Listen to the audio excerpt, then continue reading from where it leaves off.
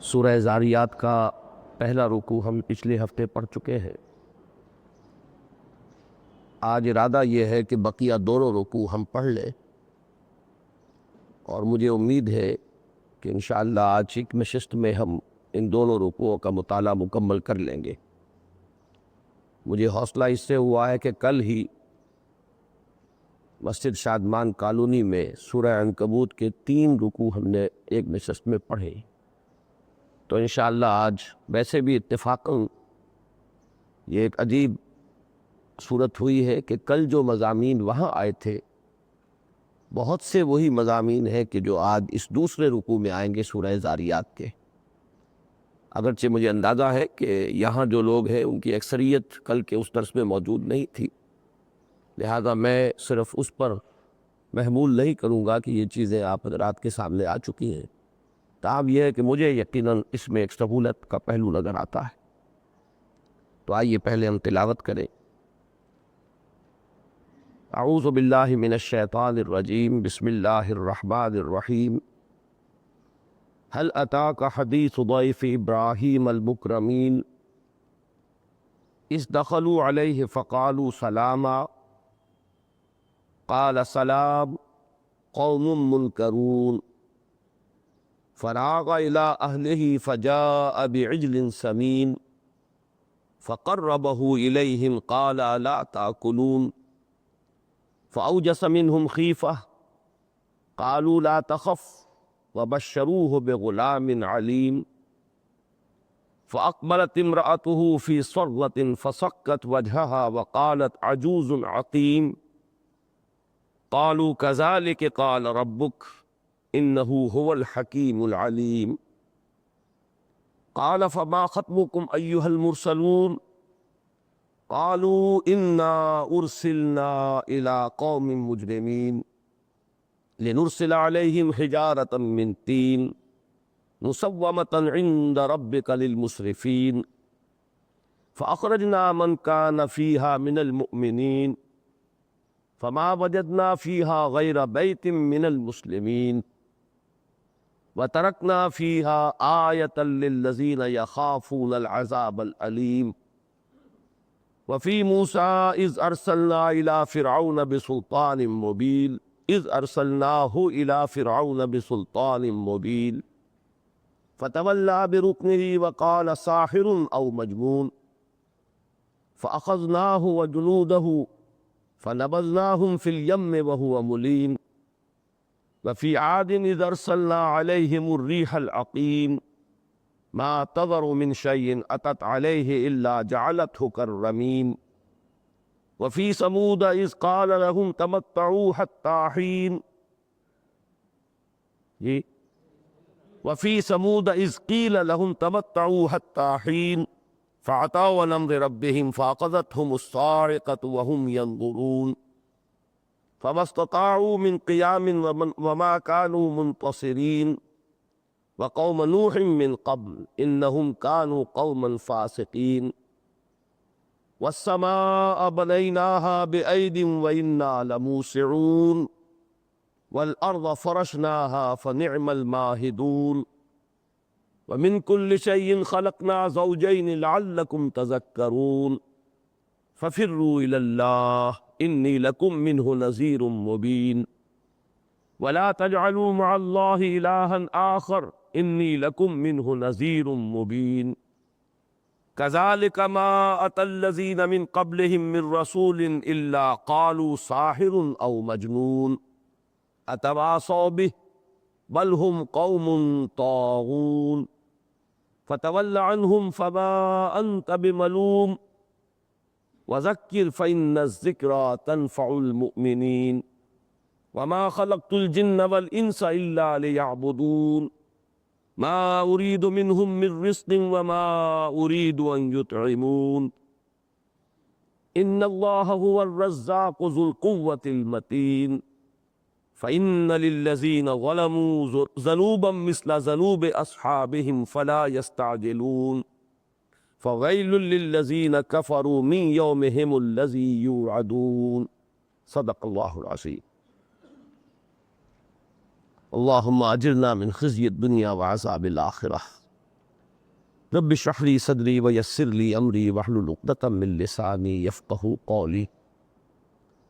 اللہم ربنا الہمنا رشدنا واعذنا من شرور انفسنا۔ اللہم ارنا الحق حقا وارزقنا اتباعہ وارنا الباطل باطلا وارزقنا اجتنابہ، آمین یا رب العالمین۔ کل میں نے جامع مسجد شادمان کالونی میں پھر ایک مرتبہ بہت مختصر الفاظ میں قرآن حکیم کی جو مکی صورتیں ہیں ان کے بارے میں بعض بنیادی باتیں دہرائی تھیں۔ یہ باتیں بار بار سامنے آئی ہیں، لیکن واقعہ یہ ہے کہ وہ اتنی اہم ہے کہ آپ میں سے ہر شخص کے لیے لازم ہے کہ انہیں یاد کر لیں، اس لیے کہ یہ کسی بھی شخص کی طرف سے اعتراض بھی وارد ہو سکتا ہے، اور کبھی خود آپ کے اپنے دل میں بھی ایک وسوسہ پیدا ہو سکتا ہے کہ قرآن مجید میں یہ مضامین اس قدر تکرار سے کیوں آ رہے ہیں۔ ایک ہی واقعہ ہے، 10 جگہ پر منقول ہے۔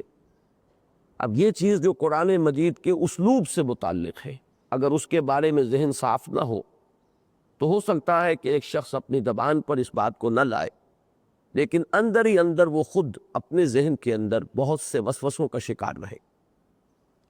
تو چند بنیادی جو حقائق ہیں اور جو فیکٹس اینڈ فگرز ہیں وہ ہمیشہ مستحضر رہنی چاہیے۔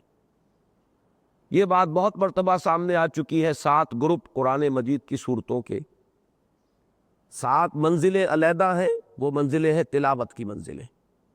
7 گروپ علیحدہ ہیں جن میں سے ہر گروپ مکی اور مدنی صورتوں پر مشتمل ہے۔ ایک یا ایک سے زائد مکی صورت، ایک یا ایک سے زائد مدنی صورتیں ملا کر ایک گروپ بن گیا۔ کوئی گروپ بہت چھوٹا ہے، کوئی گروپ بہت بڑا ہے، اس میں حجم کا سوال نہیں ہے۔ حجم کا سوال وہاں ہے جہاں تلاوت کی غرض سے تقریباً 7 مساوی حصوں میں قرآن مجید کو تقسیم کیا گیا ہے کہ تقریباً برابر برابر حصہ روزانہ تلاوت انسان کر لے تو ایک ہفتے میں قرآن مجید ختم ہو جائے۔ اب یہ جو 7 گروپ ہیں ان میں سے ہر ایک کا اپنا ایک عمود ہے، اپنا ایک مرکزی خیال کہہ لیں، مرکزی مضمون کہہ لیں، سینٹرل ایکسس کہہ لیں، مین تھیم کہہ لیں۔ اس اعتبار سے یہ 7 سیکشنز بنتے ہیں معنوی۔ ان سیکشنز میں پھر جو مکیات اور مدنیات ہیں وہ گویا کہ اس عمود کے کسی ایک نقطے مکی صورتوں میں بحث ہوگی اور دوسرے رخ سے مدنی صورتوں میں۔ پھر یہ کہ ان میں جو صورتیں ہیں وہ جوڑوں کی شکل میں ہیں، وہ جوڑے جو ہیں ان کے اندر بھی جیسا کہ آج بھی آئے گا آگے چل کر اس درس میں کہ یہ نسبت زوجیت کسے کہتے ہیں، قرآن مجید کی صورتوں میں یہ کس اعتبار سے ہے۔ بہرحال یہ کہ جوڑوں میں بھی مشابہت بھی ہوتی ہے اور کچھ اختلاف بھی ہوتا ہے۔ مرد اور عورت میں مشابہت بھی ہے، دونوں انسان ہیں، اور کچھ اختلاف بھی ہے۔ اسی طریقے سے حیوانات میں جتنے بھی جوڑے ہیں وہ ایک دوسرے سے بہت مشابہ بھی ہیں، نر اور مادہ، اور کچھ تھوڑا سا فرق بھی ہے۔ اس اعتبار سے صورتیں جوڑوں کی شکل میں ہیں، لیکن استثناءات اس میں موجود ہیں۔ پھر یہ کہ ہر صورت کا اپنا ایک عمود ہے، ایک مرکزی مضمون ہے، جس میں کہ اس صورت کی تمام آیات جو ہے ایسی پروئی ہوئی ہے جیسے کہ ہار کا جو دھاگا ہوتا ہے اس میں موتی پروئے ہوئے ہوتے ہیں۔ اب یہ تو ایک ترتیب ہے جو ذہن میں اس طور سے قائم ہو جانی چاہیے۔ اب آئیے قرآن مجید کی جو صورتیں ہیں کل 114، اس میں چونکہ چند صورتیں ایسی ہیں جن کے بارے میں اختلاف ہے، میں اس لیے کہہ رہا ہوں اگرچہ اس فلسفے پر جب آدمی غور کرتا ہے تو اختلافات جو ہے بہت سے از خود رفع ہو جاتے ہیں، لیکن بالفعل چونکہ بات موجود ہے اس لیے عرض کر رہا ہوں کہ کچھ اختلاف ہے بعض صورتوں کے بارے میں کہ وہ مکی ہے یا مدنی ہے۔ لیکن یوں سمجھیے کہ زیادہ سے زیادہ 25 صورتیں قرآن حکیم کی مدنی ہیں، 114 میں سے 25 نکالیں گے تو 89 صورتیں یا 90 صورتیں یہ مکی ہیں۔ یہ ایک بات اپنے ذہن میں رکھیے۔ اب جو مکی صورتیں وہ بھی ظاہر بات ہے کہ 7 گروپس میں ہیں، جیسے کہ مدنی صورتیں 7 گروپوں میں ملے گی۔ جب 7 گروپ ہیں مدنیات و مکیات کے تو 7 گروپ ہوئے مدنی کے اور 7 ہوئے مکی کے۔ مکی صورتیں جو ہیں ان میں 7 کو ہم ریڈیوس کرتے ہیں 6 میں، اس لیے کہ پہلے جو ہے سورت وہ سورہ فاتحہ ہے صرف، حجم کے اعتبار سے وہ کہیں بھی دوسرے گروپس کے برابر میں مقابل میں نہیں آتی، اگرچہ معنویت کے اعتبار سے وہ پورے قرآن مجید کے ہم وزن ہے، یہ اس کی دوسری بات ہے، لیکن حجم کے اعتبار سے دیکھا جائے تو 7 آیتیں ہیں۔ اس کے بعد 6 گروپ رہ جاتے ہیں۔ پہلے گروپ میں 2 صورتیں ہیں، سورہ انعام، سورہ اعراف، تعداد 2 کی ہے، لیکن دونوں سوا سوا پاروں پر مشتمل ہے، 2.5 پارے بن جاتے ہیں۔ دوسرا گروپ سورہ یونس سے شروع ہوتا ہے سورہ مومنون تک، تعداد ہے 14 صورتیں، پارے ہے 7، گویا کہ چوتھائی قرآن کے لگ بھگ بن جاتا ہے۔ یہ جو دوسرا گروپ ہے مکیات کا، ویسے تیسرا ہے سورہ فاتحہ کو شمار کرے، لیکن میں نے چونکہ اس کو الگ رکھ دیا ہے تو دوسرا یہ ہوا۔ تیسرے گروپ میں 8 صورتیں ہیں، سورۃ الفرقان سے شروع ہو کر اور سورۃ اللقمان تک، سورۃ لقمان، یہ 8 صورتیں ہوئے۔ پھر چوتھے گروپ میں یہ 13 صورتیں ہیں، یہ چلیں گی سورہ سبا سے اور جائیں گی سورہ احقاف 26ویں پارے میں۔ پانچویں گروپ میں یہ 7 صورتیں ہیں جو ہم پڑھ رہے ہیں، سورہ قاف، سورہ زاریات، سورہ طور، سورۃ النجم، سورۃ القمر، سورۃ الرحمن، سورۃ الواقعہ۔ چھٹا گروپ بہت لمبا ہے، اس لیے کہ سورۃ الملک سے جب یہ شروع ہوں گی صورتیں تو غالباً 37 ہیں، یہ میں نے تعداد آج نوٹ نہیں کی ہے، 35-37 صورتیں جو ہے یہ اس کے اندر ہے۔ اب اس میں جو تقسیم ہے وہ یہ کہ 2 کے جوڑے ان کے بنا لیجئے تو 3 جوڑے بنے۔ پہلے میں 2 جمع 14 16 صورتیں ہو گئی، دوسرے میں 8 جمع 13 21 صورتیں ہو گئی، تیسرے میں وہ 7 اور 35 یا 34 جو بھی ہے وہ 40 41 صورتیں ہو گئی۔ ان 3 میں ایک عجیب ربط ہے کہ ترتیب نزولی کے اعتبار سے پہلے 2 گروپوں کی صورتیں اکثر و بیشتر وہ ہے جو حضور کے قیام مکہ کے ابتدائی 4 سالوں میں نازل، آخری 4 سالوں میں۔ درمیانی 2 گروپوں کی وہ 21 صورتیں وہ ہیں جو درمیانی 4 سالوں میں نازل ہوئی، اور آخری 2 گروپوں کی 40 یا اس سے زائد صورتیں وہ ہیں کہ جو بالکل ابتدائی 4 سالوں میں نازل۔ استثناءات ہوں گے لیکن اصول آپ کو معلوم ہے، ایکسیپشنز پروف دی رول، تو ایکسیپشنز کے درجے میں ہے، قاعدہ کلیہ بحیثیت مجموعی یہ سٹینڈ کرے گا جب بھی آپ غور کریں گے۔ دوسری بات یہ ہے کہ پہلی دونوں گروپوں کے اندر اگرچہ توحید کا بیان بھی ہے، معاد کا بھی ہے، رسالت کا بھی ہے، لیکن آپ نوٹ کریں گے کہ اصل تھیم جو ہے ان دونوں کا وہ رسالت ہے۔ دوسرے 2 گروپوں کا اصل تھیم توحید ہے، اس پر کافی میں گفتگو کر چکا ہوں، اس درس کے آغاز کے وقت بھی میں نے اس کی وضاحت کی تھی۔ اور سورہ صافات اور سورہ صاد اور ادھر سورہ قاف اور سورہ زاریات کے مضامین اور قسموں پر جو مقسم علیہ آیا ہے اس کے حوالے سے یہ بات منقطع ہو کر سامنے آ چکی۔ آخری 2 گروپوں کا یہ جو سورہ قاف سے شروع ہو کر اور آگے تک چلے گئے، ان میں سے جو مدنیات نکال دیں تو جو مکیات ہیں، ان سب کا مین تھیم ہے انذار، آخرت، معاد، خبردار کرنا، جگانا، ہوش میں نہ۔ یہ ترتیب ہو گئی۔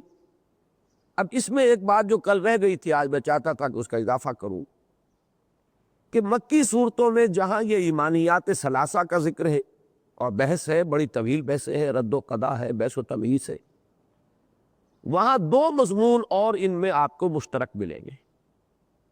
ایک مضمون ہے بنیادی انسانی اخلاقیات، بنیادی انسانی اخلاقیات، شریعت کے احکام نہیں، سچ بولنا ہے، غریب پر ترس کھانا ہے، بھوکے کو کھانا کھلانا ہے، وعدے کو پورا کرنا ہے، یہ جو اصل اخلاقیات ہے یہ بنیادی انسانی اخلاقیات ہے۔ انہی سے دھوکہ ہوا ہے لوگوں کو وحدت ادیان کا کہ تمام ادیان ایک ہی ہیں، اس لیے کہ سب میں سچ بولنا اچھا ہے، سب کی روح سے جھوٹ بولنا برا ہے، سب کی تعلیم یہی ہے کہ وعدہ پورا کرو۔ یہ در حقیقت اس کا دین یا شریعت سے تعلق نہیں ہے، یہ تو مشترک انسانی متاع ہے، یہ بنیادی انسانی اخلاقیات ہیں۔ ایک تو یہ کہ یہ آپ کو ان مکیات کے اندر ملے گا، شریعت کے احکام کی بجائے بنیادی انسانی اخلاقیات۔ اور تیسرا مضمون جو ان سب میں مشترک ملے گا وہ ہے انبیاء و رسول کے حالات و واقعات، لیکن ان کو بھی 2 حصوں میں تقسیم کیجئے۔ میں یہ اصطلاحات بہت پہلے سے متعارف کرا چکا ہوں آپ حضرات کو، لیکن جو لوگ نئے شریک ہو رہے ہیں ان کے لیے یہ نئی باتیں ہیں۔ کہ انبیاء اور رسول کے جو حالات و واقعات آئے ہیں ان کے دو اسلوب بالکل ایک دوسرے سے جدا ہیں۔ ایک ہے انباء الرسل، ایک ہے قصص النبیین، ان دونوں میں بڑا فرق ہے۔ انباء الرسل نبا کہتے ہیں بڑی اہم خبر کو، تو انباء الرسل یہ قرآن مجید کی اصطلاح ہے، غالباً سورہ ہود میں ہے۔ تو رسولوں کی خبریں، یعنی رسول جن میں سے کہ 6 رسولوں کا ذکر آتا ہے بتکرار، حضرت نوح، حضرت ہود، حضرت صالح، حضرت لوط، حضرت شعیب، حضرت موسیٰ، ان کا ذکر اس انداز میں کہ یہ جن قوموں کی طرف بھیجے گئے، قوموں نے ان کا انکار کیا اور وہ ہلاک کر دیے۔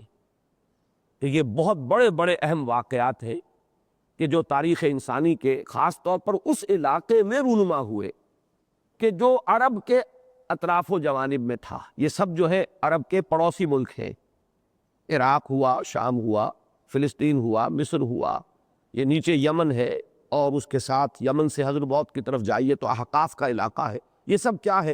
یہ حجاز کا گرد و نواح ہے۔ اس میں جو قومیں تھیں اور ان کی طرف رسول بھیجے گئے جن سے یہ لوگ واقف تھے، ان کا ذکر آیا ہے بتکرار و اعادہ۔ اس کا یہ مطلب نہیں ہے کہ اور کوئی رسول بھیجا ہی نہیں گیا، رسول اور بھی بہت بھیجے گئے۔ اس کا یہ مطلب بھی نہیں کہ دنیا میں کسی اور جگہ یہ عذاب نہیں آئے، عذاب آئے۔ کل میں نے تفصیل سے کچھ چیزیں بیان کی تھی، لیکن اصطلاح رہ گئی تھی کہ یہ انباء الرسل تھے۔ دوسرا ہے قصص النبیین، انبیاء کے حالات، ان کے واقعات، ان کی علو ہمت کے واقعات، ان کے صبر اور مصابرت کے واقعات، ان کی نیکی اور پاک دامنی کے واقعات، یعنی ان کی ذاتی شخصیتوں کے جو محاسن تھے ان کا بیان۔ جیسے پوری حضرت یوسف کا کے ذکر پر مشتمل سورہ یوسف ہے، اب اس میں وہ کوئی عذاب قوم کا اوپر آنے کا یا اس طرح کا انداز کہیں نہیں، انباء الرسل کا وہ قصص النبیین میں سے۔ تو یہ قصص النبیین اور انباء الرسل، ان دونوں کو علیحدہ دو کھاتے بنا لی۔ اب ان میں کہیں کہیں تو آپ دیکھیں گے کہ بالکل جیسے کہ دونوں کو علیحدہ کر دیا گیا، پھاڑ دیا گیا۔ اس کی تو ایک ہی مثال ہے قرآن مجید میں، اور وہ پہلا جوڑا ہے آراف اور انعام کا۔ سورہ انعام میں حضرت ابراہیم اور ان کے ساتھ ہے گلدستہ ہے انبیاء کا جن کا ذکر ہوا ہے، لیکن ان رسولوں کا جن پر کہ عذاب نازل ہوا کوئی ذکر نہیں۔ سورہ آراف میں ان 6 رسولوں کا ذکر ہے، اور ایک عجیب ترتیب ہے کہ وہاں ترتیب زمانی بھی ہے کہ نوح کا ذکر پہلے ہے، پھر ہود کا، پھر صالح کا، پھر لوط کا، پھر شعیب کا، پھر موسیٰ کا علیہ السلام۔ ترتیب زمانی بھی، اور ایک توازن بھی کہ ہر رسول کے ذکر پر تقریباً ایک ایک رکوع آپ کو مل جائے گا۔ یہ انداز جو ہے آپ کو سورہ شعراء میں ملے گا، وہاں تھوڑا سا فرق ہے، حضرت موسیٰ کا ذکر پہلے ہے اور طویل ہے، پھر کچھ حضرت ابراہیم کا ذکر بھی ہے، لیکن باقی تمام انبیاء اور رسول کے حالات جو رسولوں کے واقعات جو ہے ان میں آپ کو ایک ایک رکوع ملے گا۔ تو یہ مکمل تقسیم کے قصص النبیین صرف ہو ایک صورت میں، یہ آپ کو آراف انعام میں، اور انباء الرسل دوسری صورت میں یہ ہے سورہ آراف۔ باقی یہ کہ اکثر جگہوں پر آپ کو یہ چیزیں ملی جلی ملیں گی، ان میں کچھ انبیاء کا ذکر بھی ہے، کچھ رسولوں کا ذکر بھی ہے، کہیں وہ تفصیل سے ہے، کہیں اجمال سے ہیں۔ اب جیسا کہ میں نے عرض کیا کہ سورہ شعراء میں آپ دیکھیں گے تو کم و بیش 8 رکوع اسی پر ہے، سورہ آراف میں دیکھیں گے تو وہ 6-7 رکوع اس پر ہے، لیکن کل ہم نے سورہ عنکبوت میں دیکھا 3 رکوعوں میں سب کو سمو لیا، اور آج ہم دیکھیں گے اس سورہ ذاریات میں کہ ایک ہی رکوع میں سب کا ذکر ہے۔ پھر آخری پارے کی کچھ صورتیں ہیں، 29ویں پارے میں الحاقہ ہے، اس کے شروع میں تھوڑی سی آیات کے اندر سب کا ذکر لے لیا، عاد کا بھی، سمود کا بھی، نوح کا بھی، فرعون کا بھی۔ اسی طریقے سے آخری پارے میں مثلا سورۃ الفجر ہے، الم تر کیف فعل ربک بعاد ارم ذات العماد التي لم يخلق مثلها في البلاد وثمود الذين جابوا الصخر بالواد وفرعون ذي الاوتاد۔ اب اس طریقے سے چھوٹے چھوٹے ٹکڑوں میں، اسی طرح آپ اس سلسلے میں سورہ قمر میں دیکھیں گے کہ ان رسولوں کا، ان قوموں کا، انباء اور رسل کا ذکر ہو رہا ہے۔ تو جو یہ صورتیں ہیں چھوٹی ہیں، یہاں ایک ایک رکوعوں میں یا 2 رکوعوں میں، اور وہاں جو ہے جو طویل صورتیں ہیں ان کے اندر آپ کو ایک ایک قوم کی حالت پر ایک ایک رکوع نہیں۔ یہ کچھ چیزیں جو ہے وہ ذہن میں رکھیے۔ اب ان میں ایک پرابلم ہے، اصل میں وہ پرابلم میرے سامنے کافی عرصے سے ہے، اور میں تو اس پر اب جازم ہوں، میری ایک رائے قائم ہو چکی ہے، لیکن چونکہ عام طور پر لوگ اس سے کچھ پریشان ہو جاتے ہیں، لہذا میں اس سے زیادہ بیان نہیں کرتا۔ وہ یہ ہے کہ رسول اور نبی کا فرق کیا ہے۔ یہ مسئلہ ایک علمی مسئلہ ہے اور با اختلافی مسئلہ ہے۔ بعض حضرات کے نزدیک ان میں کوئی فرق نہیں، اور یہ اس حد تک صحیح ہے کہ یہ دونوں الفاظ ایک دوسرے کی جگہ پر استعمال ہو جاتے ہیں۔ یہ تین جوڑے ہیں، بلکہ ایک نہیں تین جوڑے، نوٹ کر لیجئے۔ یہ چیزیں ہیں اصل میں ذہن کو بنانے والی اور آپ کے ظرف ذہنی کو قرآن مجید سے زیادہ قریب لانے والی اور بھرنے والی۔ تین جوڑے دین کی بنیادی اصطلاحات کے ہیں کہ جو علیحدہ علیحدہ آئیں تو ان کے معنی ایک ہی ہوں گے، اور کہیں ساتھ ساتھ آ جائیں تو معنی میں اختلاف ہوگا۔ اس کو یوں کہتے ہیں کہ اذا اجتمعا تفرقا واذا تفرقا اجتمعا۔ اگر علیحدہ علیحدہ ذکر ہو رہا ہے تو ان کا دونوں کے معنی تقریباً وہی ہوں گے، مترادف الفاظ سمجھ لیجیے، اور کسی ایک جگہ پر آ گئے ہیں تو اس کا مطلب ہے کہ وہاں کوئی تقابل جو ہے وہ پیش نظر ہے۔ تو اذا اجتمعا تفرقا، وہاں معنی مختلف ہو جائے۔ ان میں سے مثلاً ایک جوڑا ہے مومن اور مسلم، جو مومن ہے مسلم ہے، جو مسلم ہے مومن ہے۔ علیحدہ علیحدہ آئیں گے تو ان کے ایک ہی معنی ہوں گے، لیکن جہاں یہ ایک دوسرے کے مقابلے میں آئیں گے، آج کے درس میں آئے گا وہ، اس میں کچھ نہ کچھ فرق ہے۔ جیسے کہ سورہ حجرات کی مشہور آیت قالت الاعراب آمنا قل لم تؤمنوا ولکن قولوا اسلمنا۔ یہ بدو کہتے ہیں ہم ایمان لے آئے، نبی ان سے کہیے تم ایمان نہیں لائے ہو، بلکہ یوں کہو کہ ہم اسلام لے آئے۔ معلوم ہوا یہاں ایمان اور اسلام میں کوئی فرق ہے۔ ویسے مومن مسلم اسلام ایمان مترادفات کے طور پر۔ اسی طرح کا لفظ جہاد اور قتال، جہاد قتال ہے، قتال جہاد ہے، ایک دوسرے کی جگہ استعمال ہو جائیں گے، لیکن جہاں یہ دونوں آئے، سورہ صف ہے، شروع میں قتال ہے اور درمیان میں جہاد کا ذکر آیا، کوئی نہ کوئی فرق ہے وہاں۔ تو یہ دونوں میں فرق بھی ہے اور دونوں مترادف بھی ہے۔ اسی طرح نبی اور رسول ہے کہ یہ دونوں ایک دوسرے کی جگہ بھی استعمال ہو جائیں گے، لیکن ان میں ایک بنیادی فرق بھی ہے جو نمایاں ہوتا ہے کہاں، جہاں وہ تقابل میں آئے ایک ہی جگہ پر، تو وہاں ان کا فرق نمایاں ہو جاتا ہے۔ اب نبی اور رسول کا فرق کیا، یعنی یہ تو میں نے بتایا آپ کو کہ یہ تین جوڑوں کی یہ مشترک صفات ہیں، ان میں فرق ہے کیا اصل؟ اب میں اس وقت اسلام اور ایمان کی بحث نہیں چھیڑوں گا اور جہاد اور قتال نہیں چھیڑوں گا، لیکن یہ کہ نبی اور رسول کے بارے میں جو باتیں کہی گئی ہیں ان میں سے ایک تو ہے متفق علیہ، جس پر کہ سب کا اتفاق، کہ نبی عام ہے رسول خاص ہے۔ یعنی ہر نبی رسول نہیں ہے، ہر رسول لازماً نبی ہے۔ جیسے دوسری سیڑھی پہلی سیڑھی، تو دوسری سیڑھی میں تو پہلی بھی موجود ہے، پہلی میں دوسری نہیں ہے۔ بلندی جو ہے اس کے اعتبار سے دوسری سیڑھی میں پہلی کی بھی بلندی موجود ہے۔ بہرحال اس کو آپ اعلیٰ اور ادنا کا نہ رکھیے گا تصور، میں نے مثال یہ دے دی ہے، اونچ نیچ کا تصور وہاں نہ لائیے گا، بلکہ یہ کہ خاص اور عام، یہی نسبت ان تینوں جوڑوں میں ہے۔ جہاد عام ہے، قتال خاص ہے۔ جہاد تو ہر طرح کی جد و جہد ہوگی، قتال ایک خاص شے ہے۔ تو قتال تو لازماً جہاد ہے، لیکن ہر جہاد لازماً قتال نہیں۔ یہی ایمان اور اسلام کا، اسلام عام ہے، ایمان خاص ہے۔ ہر مومن تو لازماً مسلم ہوگا، لیکن ہر مسلمان کا مومن ہونا ضروری نہیں۔ اس کو کہتے ہیں نسبت عام و خاص، یہ تو ہے متفق علیہ۔ باقی کسی نے یہ کہا ہے کہ رسول وہ ہوتا ہے جو نئی شریعت لے کر آئے، اور جو سابق شریعت پر آتا ہے وہ نبی ہے، یہ غلط ہے۔ اس لیے کہ حضرت عیسیٰ کوئی نئی شریعت نہیں لائے، لیکن رسول ہے۔ بعض لوگوں نے کہا ہے کہ رسول وہ ہوتا ہے جو کتاب لے کر آئے، اور نبی وہ ہوتا ہے جو کتاب نہ لائے، یہ بھی غلط ہے۔ اس لیے کہ حضرت داؤد علیہ السلام کو کتاب ملی ہے زبور، اور وہ صرف نبی ہے، رسول نہیں ہے، تو وہ سارے اصول ٹوٹ جاتے ہیں۔ کچھ لوگوں نے قائم کی ہے یہ بات ہے۔ اس میں جو اصل بات جس پر کہ میرا دل اب تھک چکا ہے پورے جزم کے ساتھ، وہ یہ ہے کہ اصل میں اس میں جو فرق ہے وہ صرف یہ ہے کہ نبوت ایک ذاتی حیثیت ہے اور رسالت ایک فرض منصبی ہے۔ ذاتی حیثیت کسی شخص کی، اس کی مثال کیا ہوگی؟ ایک شخص سی ایس پی ہے، یہ اس کی ذاتی حیثیت ہے، یہ اس کا کارڈر معین ہو گیا ہے، یہ اس کی سطح ہے، اس کا لیول ہے۔ اب جب وہ کہیں پر تعینات کیا گیا ہے ڈی سی ساہیوال، یہ اس کا منصب ہے۔ یہ منصب تبدیل ہو سکتا ہے وہ ڈپٹی سیکریٹری ڈیفنس میں جا کر لگ جائے۔ ہمارے شیخ انوار الحق صاحب ڈی سی ساہیوال تھے، جب ہم جا کے ساہیوال میں سیٹل ہوئے ہیں اور ہمیں ایک مکان ملا ہے وہاں، پھر وہ ڈیفنس میں چلے گئے اور ڈپٹی سیکریٹری یا جوائنٹ سیکریٹری ہو گئے، پھر وہ جوڈیشری میں آ گئے اور ریٹائر ہوئے ہیں چیف جسٹس آف پاکستان کی حیثیت سے، لیکن ان کا ایک کادر جو ہے وہ معین، ہی از اے سی ایس پی آفیسر، بات ختم ہو گئی۔ تو ایک یہ ہے کہ ذاتی حیثیت اور مرتبہ، ایک ہے منصب، وہ پوزیشن کہ جس میں اس کو اس وقت تعینات کیا جائے۔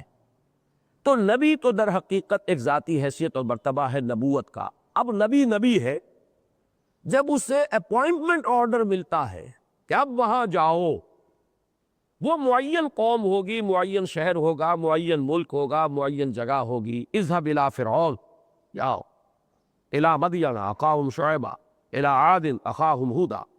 یہ رسالت کے ساتھ الہ کا لفظ ضرور ملے گا کہ کہیں نہ کہیں رسولاً الى بنی اسرائیل حضرت عیسیٰ علیہ السلام کے لیے آیا، حضرت یحییٰ کے لیے آیا نبیم من الصالحین، رسول کا لفظ نہیں آیا۔ یہ ہے اصل میں فرق۔ لیکن اس سے جو زمین و آسمان کا فرق واقع ہوتا ہے وہ کیا ہے کہ نبی، اب جو میں بات سمجھا رہا ہوں مجھے صرف ان پر لٹرل معنی میں نہیں چیزوں کو سمجھیے، بات سمجھنے کی کوشش کیجیے۔ نبی اصلاً ایسے ہی ہوتا ہے جیسے کہ کوئی اللہ کا ولی، صرف اس فرق کے ساتھ کہ ولی اللہ جو ہے غیر نبی، اس پر وحی نہیں آتی، اس پر وحی آتی۔ لیکن آپ ذہن میں لائیے، علی حجویری ہو یا معین الدین اجمیری ہو یا بابا فرید الدین ہو، ان کی شخصیت کو ذہن میں لائیے، یہ نبی نہیں تھے، لیکن انہوں نے کیا کیا؟ خلق خدا کی ہدایت کے لیے اپنا ایک ایک لمحہ اور اپنی ایک ایک جو رمق ہے توانائی کی مخبت، لیکن نبی نہیں تھے، ان کے اوپر وحی نازل نہیں ہوئی۔ تو ولی در حقیقت اپنی ذاتی ارج سے، اپنی ذاتی احساس کے تحت ہدایت پر کوشاں ہوتا ہے لوگوں کی اور خلق خدا کو فائدہ پہنچاتا ہے، لیکن وہ معین اور اس پر مامور من اللہ نہیں ہوتا کہ اللہ کی طرف سے اپوائنٹڈ ہے، گاڈ اپوائنٹڈ نہیں ہوتا، لیکن رسول ہوتا ہے اپوائنٹڈ۔ نتیجہ یہ نکلتا ہے کہ نبی کی مخالفت ہو، نبی کو قتل بھی کر دیا جائے تو کوئی زلزلہ نہیں آئے گا، کوئی بھونچال نہیں آئے گا، لیکن رسول وہ قتل نہیں کیا جا سکتا، اس لیے کہ وہ اس وقت نمائندہ ہوتا ہے اس عالمی حکومت کا۔ اس کو بھی سادہ مثال سے میں یہ سمجھاؤں کہ ایک پولیس مین ہے، اس کی اگر پیٹی لگی ہوئی نہیں ہے، وردی میں نہیں ہے، تو وہ ایک عام انسان ہے، آپ نے اس کے خلاف اگر کوئی حرکت کی ہے تو وہ ایسے ہی ہے جیسے کہ آپ نے کسی اور شہری کے خلاف کوئی حرکت کی۔ لیکن جب وہ یونیفارم میں ہے اور پیٹی کے ساتھ ہے، اب اگر آپ اس کے خلاف اقدام کرتے ہیں تو گویا کہ آپ اس حکومت کو چیلنج کر رہے ہیں جس کی وردی میں وہ اس وقت کھڑا ہوا ہے۔ تو زمین و آسمان کا فرق ہو جاتا ہے۔ ولی کے خلاف اقدام ہو جائے، ولی قتل ہو جائے، ہوئے ہیں، نبی بھی قتل ہوئے ہیں، حضرت یحییٰ قتل ہو گئے اور کچھ بھی نہیں ہوا، حضرت یحییٰ اور حضرت عیسیٰ قتل نہیں ہو سکتے، وما قتلوہ وما صلبوہ، چاہے انہیں اس طریقے سے اٹھا لینا پڑا معجزے کے طور پر، اٹھا لیا، قتل نہیں ہونے دیا، اس لیے کہ کیسے ہو سکتا ہے رسول قتل ہو جائے؟ ناممکن۔ رسول کبھی مغلوب نہیں ہوتا، نبی مغلوب ہو سکتا ہے، بات سمجھ میں آ گئی۔ اور نمبر دو، یہ نبی کی قوم پر عذاب کا آنا ضروری نہیں ہے۔ اگر وہ قوم انکار کر رہی ہے، رد کر رہی ہے اور انکار اور کفر پر اڑی ہوئی ہے، عذاب اللہ چاہے بھیجے چاہے نہ بھیجے۔ رسول جس قوم کی طرف بھیجا گیا، اگر وہ قوم اس کی دعوت کو قبول نہیں کرتی رہی، کہنا چاہیے، میں اس کو جو ایک یعنی حال کے صیغے میں اس لیے نہیں کہتا کہ وہ ختم نبوت کی جو ہے کہیں کوئی بات ڈھیلی نہ پڑ جائے، کوئی پیچ کسی کے ذہن میں، کہ رسول جس قوم کی طرف بھی بھیجے گئے اگر ان قوموں نے ان کا انکار کیا تو وہ لازماً ہلاک کی گئی، نو کنسیشن، کوئی ان کے لیے رعایت نہیں۔ تو زمین و آسمان کا فرق اس اعتبار سے ہو جاتا ہے، لیکن اس فرق کو آپ رتبے میں نہ سمجھیے۔ ہو سکتا ہے کوئی نبی ہو صرف اور رتبے میں وہ بہت بلند ہو اللہ کے ہاں، کسی دوسری شخصیت سے جو اگرچہ رسول ہو لیکن اس کا وہ رتبہ نہ ہو۔ اسی لیے میں نے سیڑھی کی مثال دینے کے بعد ہی فوراً واپس لے لی تھی کہ اس میں بلندی کا تصور آتا ہے۔ تو یہ نہ سمجھیے کہ رسالت بلند تر ہے نبوت سے، وہ بالکل علیحدہ چیز ہے، اس کا اس سے کوئی تعلق نہیں۔ رتبہ بلند جو ہے وہ اپنی جگہ ہے اور منصب بلند یہ اپنی جگہ ہے۔ منصب جو ہے، ہو سکتا ہے کہ ایک شخص ہائیلی کوالیفائڈ ہے، پی ایچ ڈی ہے، لیکن اسے کوئی جاب نہیں ملا بیچارے کو، وہ کسی پرائمری اسکول میں پڑھا رہا ہو، اور ہوتا ہے آپ کو ملے گے پی ایچ ڈیز کو ہم نے پہرے داری کرتے ہوئے، چوکی داری کرتے ہوئے دیکھا۔ ٹورنٹو میں ہمارے ڈاکٹر ثناء اللہ صاحب یہاں آئے تھے پی ایچ ڈی ایجوکیشن میں، اور وہ وہاں کیا کرتے ہیں؟ وہ گارڈز کا کام کرتے، انہیں اپنا جاب نہیں ملتا، روٹی تو کمانی ہے کسی نہ تھی، اور وہاں چونکہ ڈگنیٹی آف لیبر ہے، لہذا اس میں کوئی توہین والی بات نہیں ہوتی، جو کام آپ نے کرنا کرنا۔ بہرحال اس پہلو سے یہ جان لیجئے کہ وہ ذاتی منصب ان کا پی ایچ ڈی ہے، ذاتی حیثیت، لیکن جہاں وہ کھڑے ہوئے ہیں وہ تو ان کا منصب جو ہے وہاں پر گارڈ ہے جیسے کہ ہوتا۔ تو اس اعتبار سے ان چیزوں کو ذہن میں جما لیجئے۔ اصل مسئلہ کیوں ہے؟ اصل مسئلہ آتا ہے حضرت ابراہیم کے بارے میں۔ قرآن مجید میں حضرت ابراہیم کا ذکر میں کل عرض کر چکا ہوں کہ 25 صورتوں میں آیا ہے، اور یہ کہ جس قدر یہ اونچے ہیں اپنے رتبے میں، اس کا آپ تصور کیجئے۔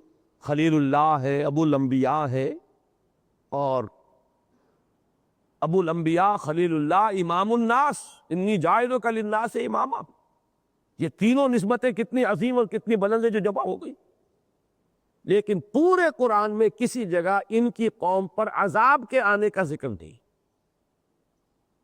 حضرت نوح کی قوم کا ذکر آپ کو مل جائے گا، 15 جگہ مل جائے گا، حضرت ہود، حضرت صالح، حضرت لوط، بلکہ جہاں کہیں حضرت ابراہیم کا ذکر آتا بھی ہے تو اس کے فوراً بعد اس کا ذکر صرف کتنا ملے گا کہ وہ فرشتے جو حضرت لوط کی قوم پر عذاب کے لیے بھیجے گئے تھے، وہ جانے سے پہلے راستے میں پہلے حضرت ابراہیم کے پاس بھی گئے اور انہوں نے ایک بشارت دی۔ یہ انداز قرآن مجید میں 4 جگہ ہے۔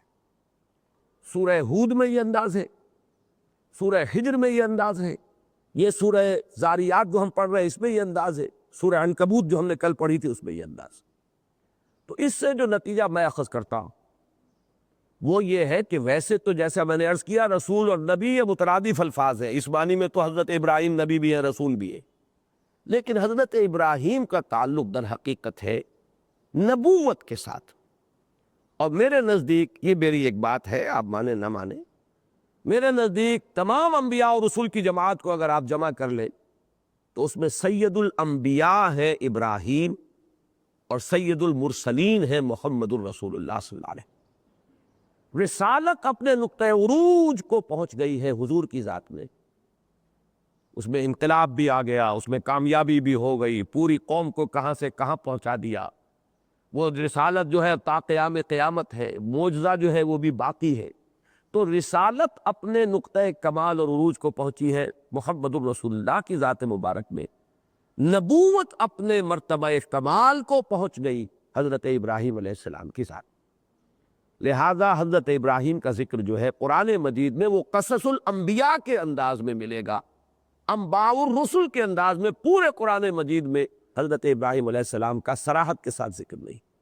یہ تھی اصل بات کہ جو آج کے درس سے متعلق تھی، لہذا میں نے ذرا بڑی تمہید اس کی ہے اور یہ ساری باتیں آپ کو پھر نوٹ کرا دی۔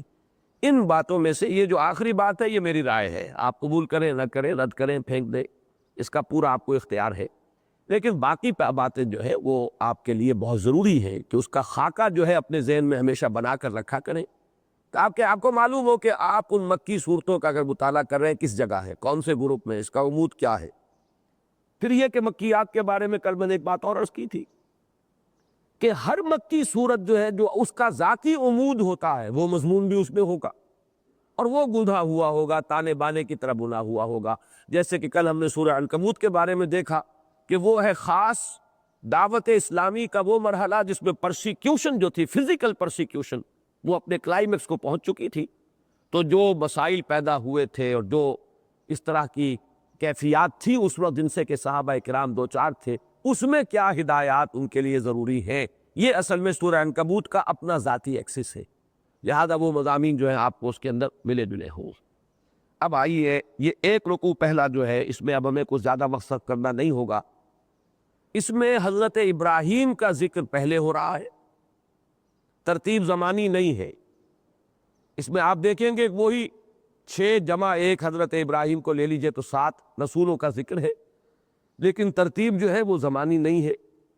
ترتیب اس اعتبار سے ہے کہ جو لوگ حضور کے مخاطب اول تھے وہ چونکہ اپنا تعلق ابراہیم سے جوڑتے تھے، حضرت ابراہیم علی نبینا علیہ الصلوۃ والسلام، اور وہ مدعی تھے کہ ہم ابراہیم کے پیروکار ہیں اور حنیفی ہے، دین حنیفی ہے ہمارا جو ابراہیم کا دین تھا۔ اس اعتبار سے سورہ عنکبوت میں بھی کل یہی بات تھی اور سورہ زاریات میں بھی آج یہی بات ہے کہ پہلے ذکر حضرت ابراہیم کا اور سب سے زیادہ تفصیلی ذکر حضرت ابراہیم کا، اور آخر میں آپ کو شاید جا کر ملے گا، اس میں غالباً جہاں تک مجھے اگر مغالطہ نہیں ہو رہا تو آخر میں حضرت نوح علیہ السلام کا ذکر ہے، درمیان میں جو ہے وہ وہی جو متواتر قرآن مجید میں آتا ہے جن کا ذکر وہی حضرات ہے۔ حل اتاک حدیث ضیف ابراہیم المکرمین، کیا تم تک پہنچ چکی ہے خبر ابراہیم کے مہمانوں کی؟ ضیف ایک کے لیے بھی آ جائے گا اور ضیوف کی جگہ بھی آ جائے گا۔ ضیف ابراہیم المکرمین، چونکہ مکرمین جمع کا صیغہ آ گیا تو مطلب یہ کہ یہ ایک کوئی مہمان نہیں تھے بلکہ متعدد مہمان تھے۔ مکرمین جن کی عزت کی گئی ہو، یعنی بہت باعزت، اس لیے کہ یہ فرشتے تھے جو جا رہے تھے اصلاً حضرت لوط علیہ السلام جس قوم کی طرف، جن بستیوں کی طرف بھیجے گئے تھے، ان پر عذاب الہی لے کر اس کی تنفیذ کے لیے، لیکن یہ کہ ان کے ایڈیشنل ایک یہ کام بھی ان کے حوالے تھا کہ ہمارے بندے ابراہیم کے پاس سے ہو کر جانا اور انہیں ایک بیٹے کی ولادت کی خوشخبری دینا۔ حل اتاک حدیث ضیف ابراہیم المکرمین اذ دخلوا علیہ فقالوا سلاما، جب وہ داخل ہوئے ان پر، یعنی آئے وارد ہونا، تو انہوں نے کہا السلام علیکم، سلام۔ قال سلام، جواب میں بھی وہی گریٹنگز ہے، حضرت ابراہیم نے بھی فرمایا سلام۔ قوم منکرون، اب یہاں دیکھیے کہ سلام کے بعد جیم لگا ہوا ہے، رکنا ہے یہاں، ویسے پڑھنے میں پڑھ سکتے سلام قوم منکرون، لیکن اصل جو ہے اس کے اندر حسن ہے سلام قوم منکرون۔ کیوں؟ یہ اصل میں اپنے دل میں ایک بات کہی ہے، یہ نہیں ہے کہ حضرت ابراہیم نے یہ بات ان سے کہی کہ تم لوگ بڑے اجنبی قسم کے لوگ ہو، میں تو جانتا نہیں۔ اب یہ کوئی شریف انسان، باعزت اور بابروت انسان یہ انداز اختیار نہیں کرتا، دل میں خیال آیا کہ کوئی نئے لوگ ہیں، کوئی اجنبی لوگ ہیں، میں واقف نہیں ہوں۔ منکر اسی شے کو کہتے ہیں کہ جو طبیعت انسانی اور فطرت انسانی سے جو ہے دور ہو اور فطرت انسانی اس سے ابا کرے۔ جو جانی پہچانی چیز ہے وہ معروف، اور جو جانی پہچانی نہیں ہے وہ منکر۔ تو قوم منکرون، ویسے ترجمہ یہ بھی ہو سکتا ہے سلام قوم منکرون، یا ایھا القوم المنکرون، کیا ہے وہ لوگوں کے جو بالکل اجنبی ہو، تم پر بھی سلامتی ہو، لیکن یہ بات نہیں ہے، بلکہ سلام پر رک جائیے۔ جواب تو سلام کا سلام سے دیا، اپنے دل میں انہوں نے سوچا یہ لوگ کون ہیں، کیسے آئے ہیں، اجنبی ہیں، میں پہچانتا نہیں۔ جیسے حدیث جبرائیل میں آیا ہے کہ حضور نے بھی نہیں پہچانا تھا، وہ اس وقت ایسے لباس میں آئے اور ایسی شکل میں آئے، عام طور پر آتے تھے حضرت داہیہ کلبی کی شکل میں، حضور پہچان لیتے تھے جب انسانی صورت میں آتے تھے، اس موقع پر آئے تو خود حضور نے بھی نہیں پہچانا۔ فراغ الی اہلہ، یہ راغا جو آتا ہے روغ سے، اس کے معنی ہوتے ہیں نظر بچا کر کوئی کام کرنا۔ فراغ الی اہلہ، تو ذرا نظر بچا کر وہ اپنے گھر والوں کی طرف گئے۔ فجاء بعجل سمین، اور وہ لے آئے ایک بھنا ہوا بچڑا، یعنی ضیافت کے لیے۔ راغا کا لفظ کیوں لائے ہیں؟ بڑی پیاری بات ہے یہ، کہ یہ نہیں کہا جاتا کہ اچھا بیٹھیے میں آپ کے لیے دعوت کا انتظام کرتا ہوں، یہ تو پھر وہ ایک ان کی ایک طرح کی توہین ہے، بلکہ یہ کہ بغیر کچھ کہے ہوئے وہ بڑی خاموشی سے خفیہ انداز میں اپنے گھر والوں کے پاس جا کر کہہ آئے کہ آپ سامان کا بندوبست کریں۔ اور بچڑا جو ہے، یہی جو یعنی دیہاتی زندگی میں خاص طور پر ہمارے پنجاب میں بھی جانگلی علاقہ جو کہلاتا ہے، تو وہ اب تو خیر جانگلیت اس طرح کی رہی نہیں ہے، لیکن یہ کہ مہمان نوازی کیا ہوتی تھی؟ گوشت، بھینسیں ہی ہوتی تھی جو پالی ہوتی تھی، اور وہی ان کی پوری زندگی کا مرکز و محور اور مبنی و مدار۔ تو وہ بچڑا ایک تلا ہوا، سمین سین سے ہے، اس کو نوٹ کریں، سمین سے بھی ہوتا ہے، سا سے، وہ سمن، سمن کے معنی قیمت، تو سا سے سمین قیمتی شے، اور یہ سین سے سمن یہ کہتے ہیں چکنائی کو، تو اس سے سمین جب بنا تو چکنا، مچرب، خوب فربا، اور پھر یہ کہ وہ گھی میں اس کو تلا تو وہ اور پھر اس کے اندر چکنائی آ گئی۔ فقربہ الیہم، قربہ یقرب تقریباً، قریب کرنا، تو قریب کیا، پیش کیا اس بھولے ہوئے بچڑے کو ان کی طرف، قال الا تاکلون، تو دیکھا کہ یہ تو ٹوٹ پڑنا چاہیے تھا انہیں، ہاتھ رکے ہوئے ہیں، ہاتھ بڑھ نہیں رہے، تو فرمایا کہ آپ لوگ تناول نہیں فرماتے، کیا معاملہ ہے؟ فاوجس منہم خیفہ، تو انہیں ان کی جانب سے خوف دل میں محسوس ہوا۔ یہ خوف کیوں محسوس ہوا؟ اس کی ایک تعویل تو یہ ہے کہ شاید پہچان گئے کہ فرشتے ہیں، انسان نہیں ہیں جنہیں غذا کی ضرورت ہو، اور یہ کہ بہرحال فرشتہ ایسے تو نہیں آتا، کوئی بہت ہی بڑا معاملہ ہے اس کے لیے کہ فرشتے اللہ نے بھیجے۔ لیکن میرا گمان یہ ہے کہ یہ بات جو ہے کچھ ذرا زیادہ اس میں تکلف کا پہلو ہے۔ زیادہ سادہ جو بات اس کی تعویل ہوگی وہ یہ ہے کہ حضرت ابراہیم نے یہ محسوس کیا کہ یہ کہیں کوئی مجھ پر حملے کی نیت سے آئے ہیں، اس لیے کہ پرانی تہذیب کی یہ ایک شرافت تھی کہ جسے کوئی نقصان پہنچانا ہے کم سے کم یہ کہ اس کا نمک نہیں چکھنا۔ یہ بڑی یعنی نمک حرامی والی بات ہے کہ اسی کا کھائیں، جس برتن میں کھائیں اسی میں چھید کریں، جس کا کھائیں اسی کو کوئی نقصان پہنچائے۔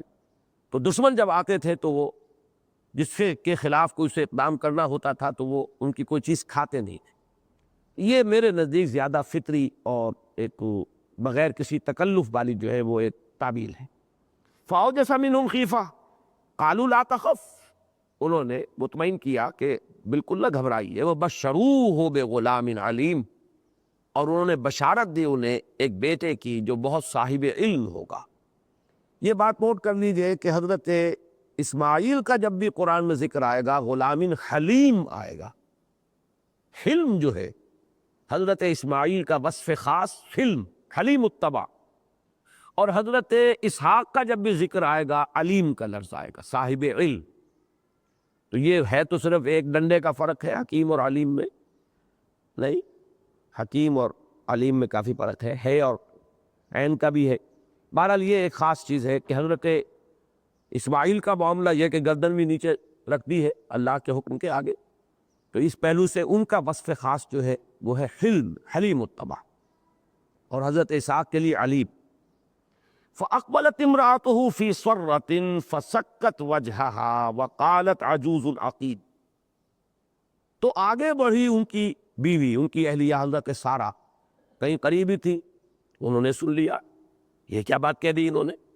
اب اس میں بھی تعویل کا کچھ فرق ملا ہے مجھے، میں آج چونکہ تفاسیر دیکھ رہا تھا، بعض لوگوں نے غالباً جو ایک ذہن میں تصور ہے کہ انبیاء اور رسل اور ان کے اہل خانہ کا جو ایک ہمارا ایک ذہن میں معیار ہے وہ رہنا چاہیے، تو اس میں بھی کچھ تعویل کی کوشش کی ہے کہ سرت کو انہوں نے فی سرتن صرف تعجب کے معنی میں لیا ہے، اور سکت وجہہا اپنے چہرے پر ہاتھ رکھا، جیسے تعجب میں عورتیں کبھی کبھی اپنے چہرے پر ہاتھ رکھتی، یہ ان کا ایک معمول ہے، تو صرف تعجب کے معنی پر محمول کیا ہے ان دونوں چیزوں کو، سرت کو بھی سکت کو بھی۔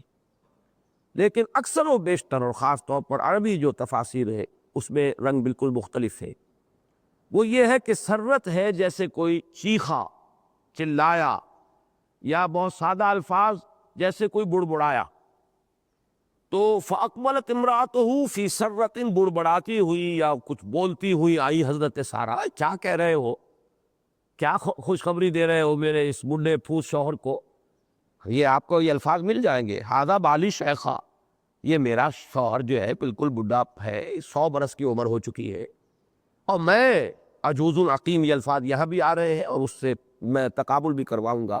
تو یہ جو ایک فطری اور طبیعی سی کیفیت ہوتی ہے کہ عورت اس عمر کو پہنچ کر اور پھر اس کے لیے یہ تصور کہ یہ کوئی بہت بڑی خوشخبری آئی ہے اور اس پر جو ہے اس کو خوشی اور مسرت ہو، اور اس مسرت سے وہ پھولے نہ سما رہی ہو اور صرف حیرت و استعجاب کا اظہار کر رہی ہو، یہ میرے نزدیک کچھ تکلف ہے اس تعویل میں۔ زیادہ صحیح وہی ہے جو میں عرض کر رہا ہوں کہ اکثر عربی تفاسیر میں وہی انداز لیا گیا ہے۔ فَأَقْبَلَتِ امْرَأَتُهُ فِي سَرَّةٍ، وہ چیختی ہوئی آگے آئی، فَسَكَّتْ وَجْهَهَا، اور اس کا ترجمہ ہوگا اس نے اپنا آپا پیٹ لیا، ماتھا پیٹا، یہ کیا بات کہہ رہے ہو، اس لیے کہ عام طور پر تعجب کے لیے عورت کی جو انگلی آتی ہے وہ ناک پر آتی ہے، وہ سکت وجہہا جو ہے وہ اپنے یعنی ماتھے کے اوپر جو ایک ہاتھ مارنا ہے، یہ در حقیقت ہوتا ہے کسی ایک ایسی بات پر کہ جو ناپسند ہو اور جس پر کہ طبیعت جو ہے ابا کر رہی۔ فَأَقْبَلَتِ امْرَأَتُهُ فِي صَرَّةٍ فَسَكَّتْ وَجْهَهَا وَقَالَتْ عَجُوزٌ عَقِيمٌ، انہوں نے کہا ایک بڑھیا ساری عمر بانجھ رہی اب وہ جنے گی؟ قالوا كذلك، فرشتوں نے کہا ایسا ہی ہے۔ قال ربک، یہ فرمایا ہے آپ کے رب نے۔ یہ کاف کے نیچے زیر ہے اسی لیے ہے کہ یہ جو مؤنث کا صیغہ جو ہے واضح ہو جائے۔ انہ هو الحکیم العلیم، وہ کمال حکمت والا ہے، سب کچھ جاننے والا ہے۔ اسے خوب معلوم ہے کہ آپ بانجھ رہی ہیں، انہیں خوب معلوم ہے کہ آپ کی اب عمر کیا ہے، اسے خوب معلوم ہے کہ ابراہیم کی کیا اب عمر ہے، سب کچھ جانتا ہے، لیکن یہ کہ کمال حکمت والا ہے، وہ جو چاہے کرتا ہے۔ اچھا میں یہ چاہتا ہوں کہ ذرا اب یہ حصہ کم سے کم آپ سورہ ہود کا بھی دیکھ لیں۔ اب چونکہ آپ کے پاس تو قرآن مجید نہیں ہے تو میں صرف پڑھ کے آپ کو سناؤں گا۔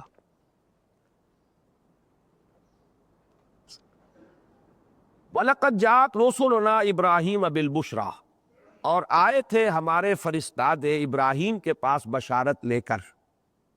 قالوا سلاما، انہوں نے عرض کیا سلام، انہوں نے کہا سلام۔ قال سلام، وہی بات، حضرت ابراہیم نے بھی سلام کا جواب سلام سے دیا۔ فما لبث ان جاء بعجل حنیذ، تو نہیں دیر لگائی کچھ بھی مگر لے آیا ایک بھنا ہوا وہی بچڑا۔ فلما رأى أيديهم لا تصل إليه، جب اس نے دیکھا کہ ان کے ہاتھ تو اس کی طرف بڑھ ہی نہیں رہے، وہ چھوئی ہی نہیں رہے، نکرہم، تو اب وہ اپنے جی میں کچھ کھٹکا محسوس کیا اس نے، وأوجس منهم خیفہ، اور اپنے دل میں خوف محسوس کیا۔ قالوا لا تخف، انہوں نے کہا مت گھبراؤ، انا ارسلنا الی قوم لوط، ہم بھیجے گئے ہیں قوم لوط کی طرف۔ وامرأتہ قائمۃ فضحکت، اور ان کی اہلیہ حضرت سارہ ہے۔ یہ جو ذہن میں رکھیے، حضرت ہاجرہ کو تو حضرت ابراہیم اب چھوڑ چکے ہیں حجاز میں، اس لیے کہ حضرت اسماعیل کی ولادت ہوئی ہے بطن ہاجرہ سے، جبکہ حضرت ابراہیم کی عمر 87 برس تھی، اور 13 برس کے ہو چکے تھے جب وہ واقعہ پیش آیا ہے قربانی والا، اور اسی وقت تقریباً وہی زمانہ ہے جبکہ حضرت اسحاق کی ولادت ہوئی ہے، اس وقت حضرت ابراہیم کی عمر 100 برس۔ وامرأتہ قائمۃ، تو اس وقت ان کے پاس وہی بیوی ہے حضرت سارہ، وہ کھڑی ہوئی تھی، فضحکت، وہ ہنسی، یعنی وہ اس لطیفے پر ہنسی کہ یہ، فبشرناہا باسحاق، تو انہوں نے بشارت دی انہیں اسحاق کی، ومن وراء اسحاق یعقوب، اور اسحاق کے بعد یعقوب کی بھی، یعنی نہ صرف یہ کہ اللہ تعالیٰ آپ کو ایک بہت بڑا بیٹا، بہت عالی مرتبت بیٹا عطا فرمائے گا، بلکہ ایک نہایت عالی مرتبت پوتا، اس بیٹے کو اللہ تعالیٰ یعقوب جیسا بیٹا دے گا۔ قالت یا ویلتا، اب یہاں بالکل وہ مفہوم واضح ہو چکا، ہائے میری شامت، یا ویلتا، اب یہ ترجمہ بالکل صاف ہے۔ اس کے پیش نظر وہ تعویل جو ہے مہران و مولانا اصلاحی صاحب نے بڑا تکلف برتا ہے وہاں، اور وہ تعویل کرنے کی کوشش کی ہے، لیکن یہاں تو لفظ صاف ہے۔ قالت یا ویلتا آلد وانا عجوز وہذا بالی شیخا، کیا میں جنوں گی جبکہ میں بڈھی پوس ہوں اور میرا یہ شوہر بھی بوڑھا ہے؟ ہم دونوں جو ہے عمر کی اس حدوں کو پہنچے ہوئے ہیں۔ ان ھذا لشیء عجیب، یہ بات بالکل عجیب ہے، انہونی ہے۔ قالوا اتعجبین من امر اللہ، بڑا پیارا انداز ہے۔ فرشتوں نے کیا کہا کہ کیا آپ اللہ کے معاملے میں تعجب کر رہی ہیں؟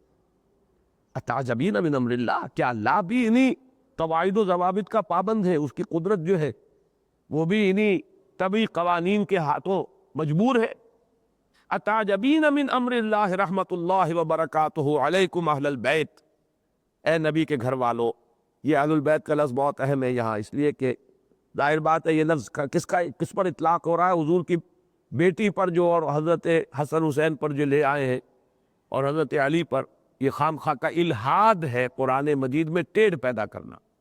اہل بیت کا لفظ اصلاً آتا ہے ازواج کے لیے، تو سرا رحمت اللہ وبرکاتہ علیکم اہل البیت، اے نبی کے گھر والو، تم پر اللہ کی رحمتیں ہو، برکتیں ہو، اس میں تعجب کی کوئی بات نہیں، اللہ کا فیصلہ ہے۔ انہو حمید مجید، یقیناً وہ حمید ہے، مجید ہے۔ تو یہ دونوں کے تقابل سے آپ نے دیکھا کہ القرآن یفسر بعضہ بعضا، تو اس سے جو ہے حقیقت اور نکھر جاتی۔ اب آئیے اپنے اصل سبق پر۔ قال فما خطبکم ایھا المرسلون۔ اب حضرت ابراہیم نے جب یہ بات ہو چکی تو اب پوچھا کہ اے اللہ کے بھیجے ہوئے فرشتوں، مرسل بھیجا ہوا، ارسلہ یرسل ارسالا بھیجنا، ما خطبکم تمہارا ارادہ کیا ہے، کس مہم پر ہو؟ یہ ختم کا لفظ آتا ہے قصد کرنے کے معنی میں، اس لیے خطبۃ النساء یہ آیا ہے سورہ بقرہ میں۔ اگر کسی کا کسی خاتون سے نکاح کا ارادہ ہے، پیغام بھیجتا ہے، تو وہ خطبہ لفظ کہتے ہیں۔ تو فما خطبکم ایھا المرسلون، اے بھیجے ہوئے فرشتوں، قصد کیا ہے، کہاں کا ارادہ ہے؟ قالوا انا ارسلنا الی قوم مجرمین، انہوں نے کہا کہ ہمیں بھیجا گیا ہے مجرموں کی قوم کی طرف، ایک ایسی قوم کی طرف کہ جو مجرم ہے۔ لنرسل علیہم حجارۃ من طین، تاکہ ہم چھوڑیں ان پر، یہ لفظ میں نے جان بوجھ کر کہا ہے، نازل کرے ترجمہ ہوگا، لیکن یہ لفظ میں سمجھانا چاہتا ہوں کہ اس کا ایک ورڈ پکچر ہے۔ ارسلہ یرسل ارسالا، ابھی میں نے عرض کیا بھیجنا، یہ لفظ کتے کے لیے بھی آتا ہے۔ جب کسی کتے کو چھوڑا جائے شکار کے لیے، پہلے آپ نے اس کو پکڑا ہوا ہے، اس کی ڈور، اس کی جو بھی رسی ہے آپ کے ہاتھ میں ہے، اور پھر آپ نے اسے چھوڑا۔ اسی طریقے سے شکاری پرندوں کو جب چھوڑا جاتا ہے، اور یہی بالکل ہے سینس جب آپ بندوق کی لبلبی دباتے ہیں تو وہ جو کارتوس کے جو رکا ہوا تھا وہ چھوٹتا ہے، وہ چھوٹ کر گولی کی طرح جانے کا جو تصور ہے وہ اس لفظ کے اندر ہے۔ لنرسل علیہ، تاکہ ہم ان پر تیزی کے ساتھ بھیجیں، حجارۃ من طین، پتھر مٹی کے۔ یہ ایک خاص لفظ ہے سمجھنے کا۔ تین کہتے ہیں گارے کو، تراب کہتے ہیں مٹی کو، بلکہ تراب بھی جو ہے وہ ذرا ایسی مٹی جو ہمارے ہاں مٹی کا لفظ ہے، ریت نہیں، ریت اور شے ہے، مٹی اور شے ہے، مٹی تراب ہے۔ پھر جب مٹی میں پانی ملے اور وہ گند جائے تو وہ ہے تین، یہ سورہ ہجر میں آیا ہے۔ تین لازب بھی آیا ہے، جب وہ گارا جو ہے وہ سن جاتا ہے اور اس میں لیس پیدا ہو جاتا ہے، خمیر اڑ جاتا ہے، وہ تین لازب ہے۔ تو تین کے پتھر کا مطلب کیا ہے؟ یہ اصل میں خاص قسم کی کنکری ہوتی ہے جو ویسے پتھریلی نہیں ہوتی ہے گارے ہی کی بنی ہوئی، لیکن وہ دھوپ میں پڑی رہنے کی وجہ سے پک جاتی ہے۔ جیسے کہ آپ کسی دہکتی ہوئی بھٹی میں ڈال کر پکا لیں، تو یہ ہے اسی کے لیے لفظ سجیل آیا ہے دوسرے مقام پر۔ سجیل جو ہے معرب لفظ سنگ گل، گل کہتے ہیں فارسی میں مٹی کو، سنگ گل مٹی سے بنے ہوئے پتھر، یعنی مٹی ہی کے ہے اصل میں، وہ پتھر نہیں ہے۔ جیسے ریت اور مٹی میں فرق ہے، ایسے ہی یہ سنگ گل اور عام پتھر کے اندر فرق ہوگا۔ تو یہ جو مٹی کے بنے ہوئے کنکر، اور یہ آپ کو خاص ملیں گے عرب میں، ایک تو ہے نا وہاں صحرا ہوتا ہے، اور ایک ہوتے ہیں چٹیل میدان، جیسے یہ آپ کے ہاں یہ جو علاقہ ہے بھاولپور کے نیچے، وہ کیا کہلاتا ہے، چولستان کے اندر فلیٹ لینڈز ملے گیا، اور اس پر وہ چھوٹے چھوٹے باریک سے وہ جو ہے وہ کنکریاں، لیکن وہ کنکریاں جو ہے کس چیز کی ہے مٹی کی بنی ہوئی، دھوپ میں اب وہ پک کر جو ہے وہ بلٹس بن چکے ہیں۔ تو یہ اصل میں تصور ہے جہاں پر بھی کہ ہم نے ان کو بھیجا کہ جب تیز ہوا ان کو لے کر آتی ہے، اب ہوا کی سپیڈ کا آپ تصور کیجئے، فرض کیجئے 200 میل کی سپیڈ سے کوئی طوفان آ گیا، وہ جب ان پتھروں کو اٹھائے گی اپنے اندر لے گی، تو اب وہ جس کو جا کر لگیں گے وہ وہی تو ہوگا، وہ بلٹس کا کام کرے گی۔ اور یہی معاملہ ہوا تھا اصل میں، یہ جو ابرہہ کا لشکر ہلاک کیا گیا ہے، وہاں بھی لفظ سجیل آتا ہے، فارسلنا علیہم حجارۃ من سجیل فجعلہم کعصف مأکول، ترمیہم بحجارۃ من سجیل فجعلہم کعصف مأکول۔ تو ہم چھوڑیں ان پر مٹی کے پتھر، مٹی کی کنکریاں، مصوبۃ عند ربک للمسرفین، وہ تیرے رب کے ہاں نشان زدہ ہے۔ مصوبہ یہ جو ہے اصل میں واو سین اور میم، اسی سے لفظ اسم بنا ہے۔ یہ ہوتا ہے کسی چیز کے لیے کوئی علامت معین کر دینا، یہ میرا نام ہے، یہ میری علامت ہے۔ مصوم نشان زدہ، علامت جس کے لیے ہو گئی ہو، جو بالکل پہلے سے معین ہے کہ کون سی گولی کس کو لگنی ہے. یعنی وہاں ایٹ رینڈم نہیں ہوتا. آپ کا تو یہ ہے کہ آپ نے کارتوس ایک چلایا ہے، اس میں 100 چھرے تھے، کون سا چھرا لگے گا آپ کو کیا پتا، لگے گا بھی کہ نہیں لگے گا. لیکن یہ کہ اللہ کا معاملہ ہے، تیرے رب کے ہاں وہ ایک ایک چھرا نامزد ہے کہ اس چھرے نے کس کی جان لینی ہے. مسومۃ عند ربک للمسرفین، وہ معین ہے، طے شدہ ہے تیرے رب کے ہاں ان لوگوں کے لیے کہ جو حد سے آگے بڑھ گئے ہیں، جنہوں نے اسراف کی روش اختیار کی. فَأَخْرَجْنَا مَنْ كَانَ فِيهَا مِنَ الْمُؤْمِنِينَ، تو ہم نے نکال لیا ان میں سے جو بھی تھا صاحب ایمان. اب یہاں وہ مثال آگے جو میں عرض کر رہا تھا، فَمَا وَجَدْنَا فِيهَا غَيْرَ بَيْتٍ مِّنَ الْمُسْلِمِينَ، تو ہم نے تو نہیں پایا اس پوری بستی کے اندر ایک گھر مسلمانوں تک کا. یہاں پہلے لفظ مومنین لایا گیا اور بعد میں مسلمین لایا گیا، اس کی بڑی یہاں پر اہمیت ہے. جیسے پچھلے درس میں نے بڑی وضاحت سے تقوی اور احسان، وہ بھی اسی صورت کے پہلے رکوع میں وہ الفاظ آئے تھے، متقین اور محسنین. اسی طریقے سے یہ ایمان اور اسلام، مومن اور مسلم، یہ جوڑا ہے، مترادف بھی ہے اور متخالف بھی ہے. مترادف ہوگا جہاں اکیلا اکیلا آئے گا، متخالف ہوگا جہاں وہ ایک جگہ پر یکجا ہو کر آ جائے گا، جو میں نے آج مثال آپ کو پہلے ہی سے یہ اصول بتا دیے ہیں. اب یہاں سوچئے کہ کیوں آئے یہ اس طریقے سے متخالف معنی میں کیوں آئے؟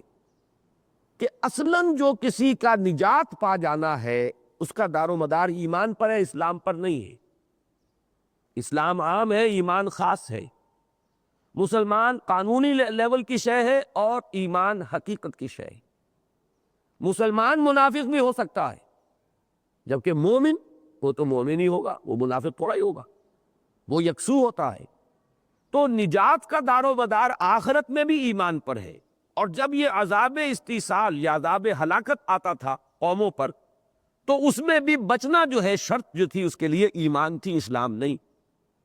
ہو سکتا ہے کوئی مسلمان ہو، مسلمان منافق ہو، ایمان سے کورا ہو، وہ نہیں بچے گا. بچنے کے لیے شرط جو ہے آخرت میں بھی اور دنیا میں بھی وہ ایمان ہے. البتہ جب اس بستی کی جو پستی تھی جس تک کہ وہ پہنچ چکی تھی، جب اس کا ذکر کیا تو وہاں لفظ اسلام لے آئے. ہم نے تو وہاں کوئی مسلمان گھر بھی نہیں پایا سوائے ایک کے. ایمان تو بڑی اونچی بات ہے. یعنی یہاں پر اس کو سائملٹینیس کنٹراسٹ کو نمایاں کرنے کے لیے کہ ایمان تو خیر دور کی بات ہے، مسلم گھر بھی ایک ہی ملا ہمیں. اس کو کیوں کہا؟ اس لیے کہ اس مسلم گھر کے اندر ہی لوط کی بیوی موجود تھی، جو منافق تھی، جو مومن نہیں تھی، جو حقیقتاً کافر تھی. گھرانے میں شامل ہے لیکن وہ ایمان والی برادری میں شامل نہیں تھی. تو یہ یہاں آپ نے دیکھا کہ لفظ کی تبدیلی سے اب زمین و آسمان کا فرق واقع ہوا اور معنی کہاں سے کہاں پہنچ گئے. کہ ایک میں کسی چیز کی پستی کو ہائی لائٹ کرنا ہے اور فوکس کرنا ہے، ایمفیسائز کرنا ہے، اور ایک میں ظاہر بات ہے کہ جو اصل بنیاد ہے نجات کی اس کو نمایاں کرنا ہے. فَأَخْرَجْنَا مَنْ كَانَ فِيهَا مِنَ الْمُؤْمِنِينَ، تو نکال لیا ہم نے اس میں سے جو بھی تھا صاحب ایمان. فَمَا وَجَدْنَا فِيهَا غَيْرَ بَيْتٍ مِّنَ الْمُسْلِمِينَ، تو نہیں پایا ہم نے اس میں سوائے ایک مسلمان گھرانے کے. اس مسلمان گھرانے میں بھی وہ ایک فرد جو ہے منافق موجود تھا. وَتَرَكْنَا فِيهَا آیَةً لِلَّذِينَ يَخَافُونَ الْعَذَابَ الْأَلِيمَ، اور اس میں ہم نے پھر ایک نشانی چھوڑ دی ہے ان لوگوں کے لیے کہ جو دردناک عذاب کا خوف رکھتے ہیں. اس میں روح سخن ہو گیا آپ قریش کی طرف، تمہارے لیے نشانی ہے اگر بچنا چاہتے ہو، ورنہ یہی انجام تمہارا ہو کر رہے. وفی موسیٰ، وفی موسیٰ، اب یہاں پر فی کس معنی میں آیا؟ اور موسیٰ میں بھی، یعنی نشانی ہے موسیٰ میں بھی، موسیٰ کے حالات و واقعات میں بھی نشانی ہے. اذ ارسلنا الی فرعون بسلطان مبین. اصل میں یہ عرب ممالک کا چھپا ہوا ہے میرے پاس جو اس وقت قرآن ہے، اور ان کا جو کتابت کا انداز ہے، ان کا رسم الخط اس مختلف ہے جس سے کہ ہم زیادہ مانوس ہوتے ہیں، اس لیے مجھے پڑھنے میں کوئی دقت ہوئی. وفی موسیٰ اذ ارسلناہ، یہ ہو اتنا چھوٹا سا لکھا انہوں نے کہ وہ سمجھ میں نہیں آتا کہ یہ واقعی یہ ہے یا کوئی ایسے ہی آیت کا نشان کوئی چھوٹا سا لگایا ہے. الی فرعون بسلطان مبین، اور ہم جب کہ بھیجا ہم نے اس کو فرعون کی طرف ایک کھلی سند کے ساتھ. سلطان اصل میں کہتے ہیں غلبے کو، تو سلطان کو ساتھ بھیجنا معجزے کو بھی یہاں کہا جا سکتا ہے. لیکن مراد کیا ہے، اس کی تعویل کیا ہوگی کہ جیسے کوئی سفیر بھیجا جاتا ہے تو وہ اپنے وہ جو ٹیسٹیمونیلز یا کریڈنشلز کیا کہتے ہیں آپ ان کو، وہ پیش کرتا ہے جا کر، یہ ثبوت ہے کہ میں فلاں مملکت کا یہاں سفیر بن کر آیا ہوں. اسی طریقے سے وہ معجزے در حقیقت ثبوت تھے اس کے کہ وہ اللہ کے بھیجے ہوئے گئے ہیں فرعون کے دربار میں. فَتَوَلَّىٰ بِرُكْنِهِ وَقَالَ سَاحِرٌ أَوْ مَجْنُونٌ، تو اس نے پیٹھ موڑ لی اپنے قوت کی وجہ سے. یہاں یہ بات جو ہے سببیہ ہے، چونکہ غلبہ تھا، قدرت تھی، طاقت تھی. ویسے رکن کا لفظ آتا ہے وہ شے جس کی طرف کوئی چیز جھکتی ہو، جس کی طرف کوئی سہارا لینے کے لیے رجوع کرے، یہ رکن ہے. اسی لیے ستون رکن کہلاتا ہے کہ چھت جو ہے اس کو وہ سپورٹ کیے ہوئے ہے، چھت اس پر گویا کہ جھکی ہوئی ہے.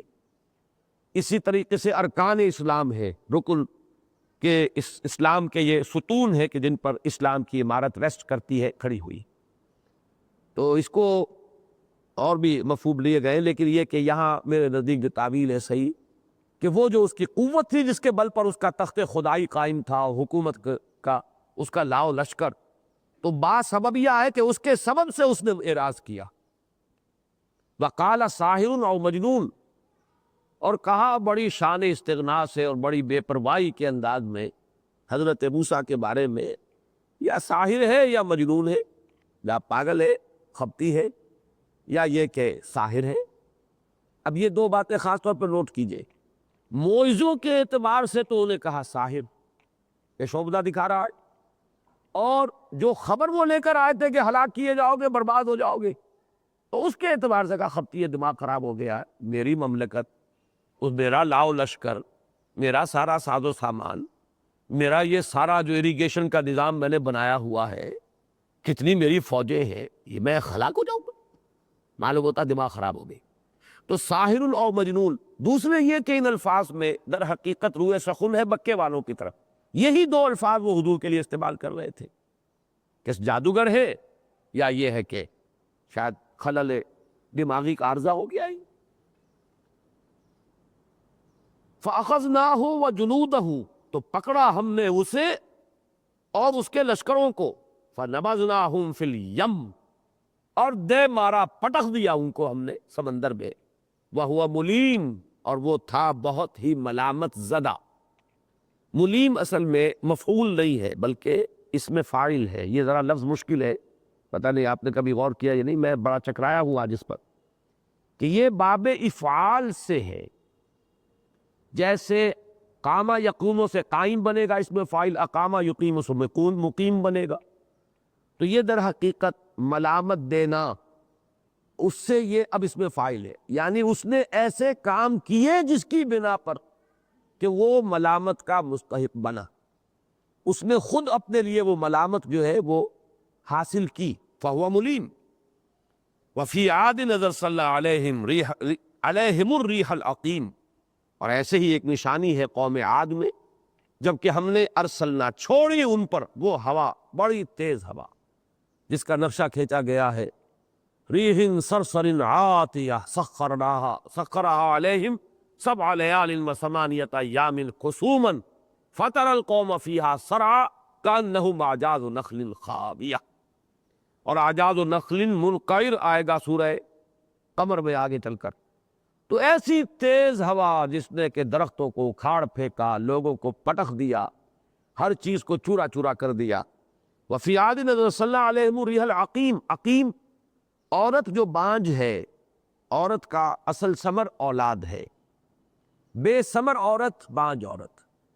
اسی طرح ہوا کا ثمر کیا ہے؟ بادل لائے، کوئی رویدگی ہو، کوئی خوشحالی ہو، وہ جس کو کہا تھا والجاریات یسرن، وہ ہوائیں جو چلتی ہیں نرمی کے ساتھ، نرم رو ہوائیں جو پھر رویدگی لاتی ہیں، خوشخبریاں لاتی ہیں. اور عقیم وہ جو ہر خیر سے خالی، اس میں خیر کوئی نہیں، بے خیری ہوا ہم نے بھیجی ان پر. اذ ارسلنا علیہم الریح العقیم ما تذر من شیء اتت علیہ الا جعلته کالرمیم. نہیں چھوڑتی تھی وہ کسی بھی شے کو جس پر وہ آ جاتی تھی، مگر یہ کہ کر چھوڑتی تھی اس کا چورا چورا۔ یہ الفاظ جو میں آپ کو سورہ حاقہ کے سنا چکا ہوں، اور وہی انداز یہاں ہے۔ سخرها علیہم 7 لیال و 8 ایام حسوما فتری القوم فیہا صرعا کانہم اعجاز نخل خاویہ۔ وہ قوم تھی بھی بڑے لمبے قدوں والی، بہت قداور لوگ تھے، تو فرمایا ایسے پڑے ہوئے تھے جیسے کہ کھجور کے تنے جو جڑ سے اکھیڑ دیے گئے اور پڑے ہوئے، ایسے وہ پڑے ہوئے تھے اس ہوا کی وجہ سے۔ وہ انداز ہے یہاں پر کہ چورا چورا کرتی۔ وفی سمودا، اور ایسے ہی سمود کے اندر بھی ایک نشانی ہے۔ اذ قیل لہم تمتعوا حتی حین، جبکہ ان سے کہہ دیا گیا تھا کہ اب کچ بس لو اور رس بس لو اور جو بھی فائدہ اٹھانا ہے اٹھا لو ایک وقت معین تک، اس لیے کہ ان کے مطالبے پر انہیں معجزہ دکھایا گیا تھا۔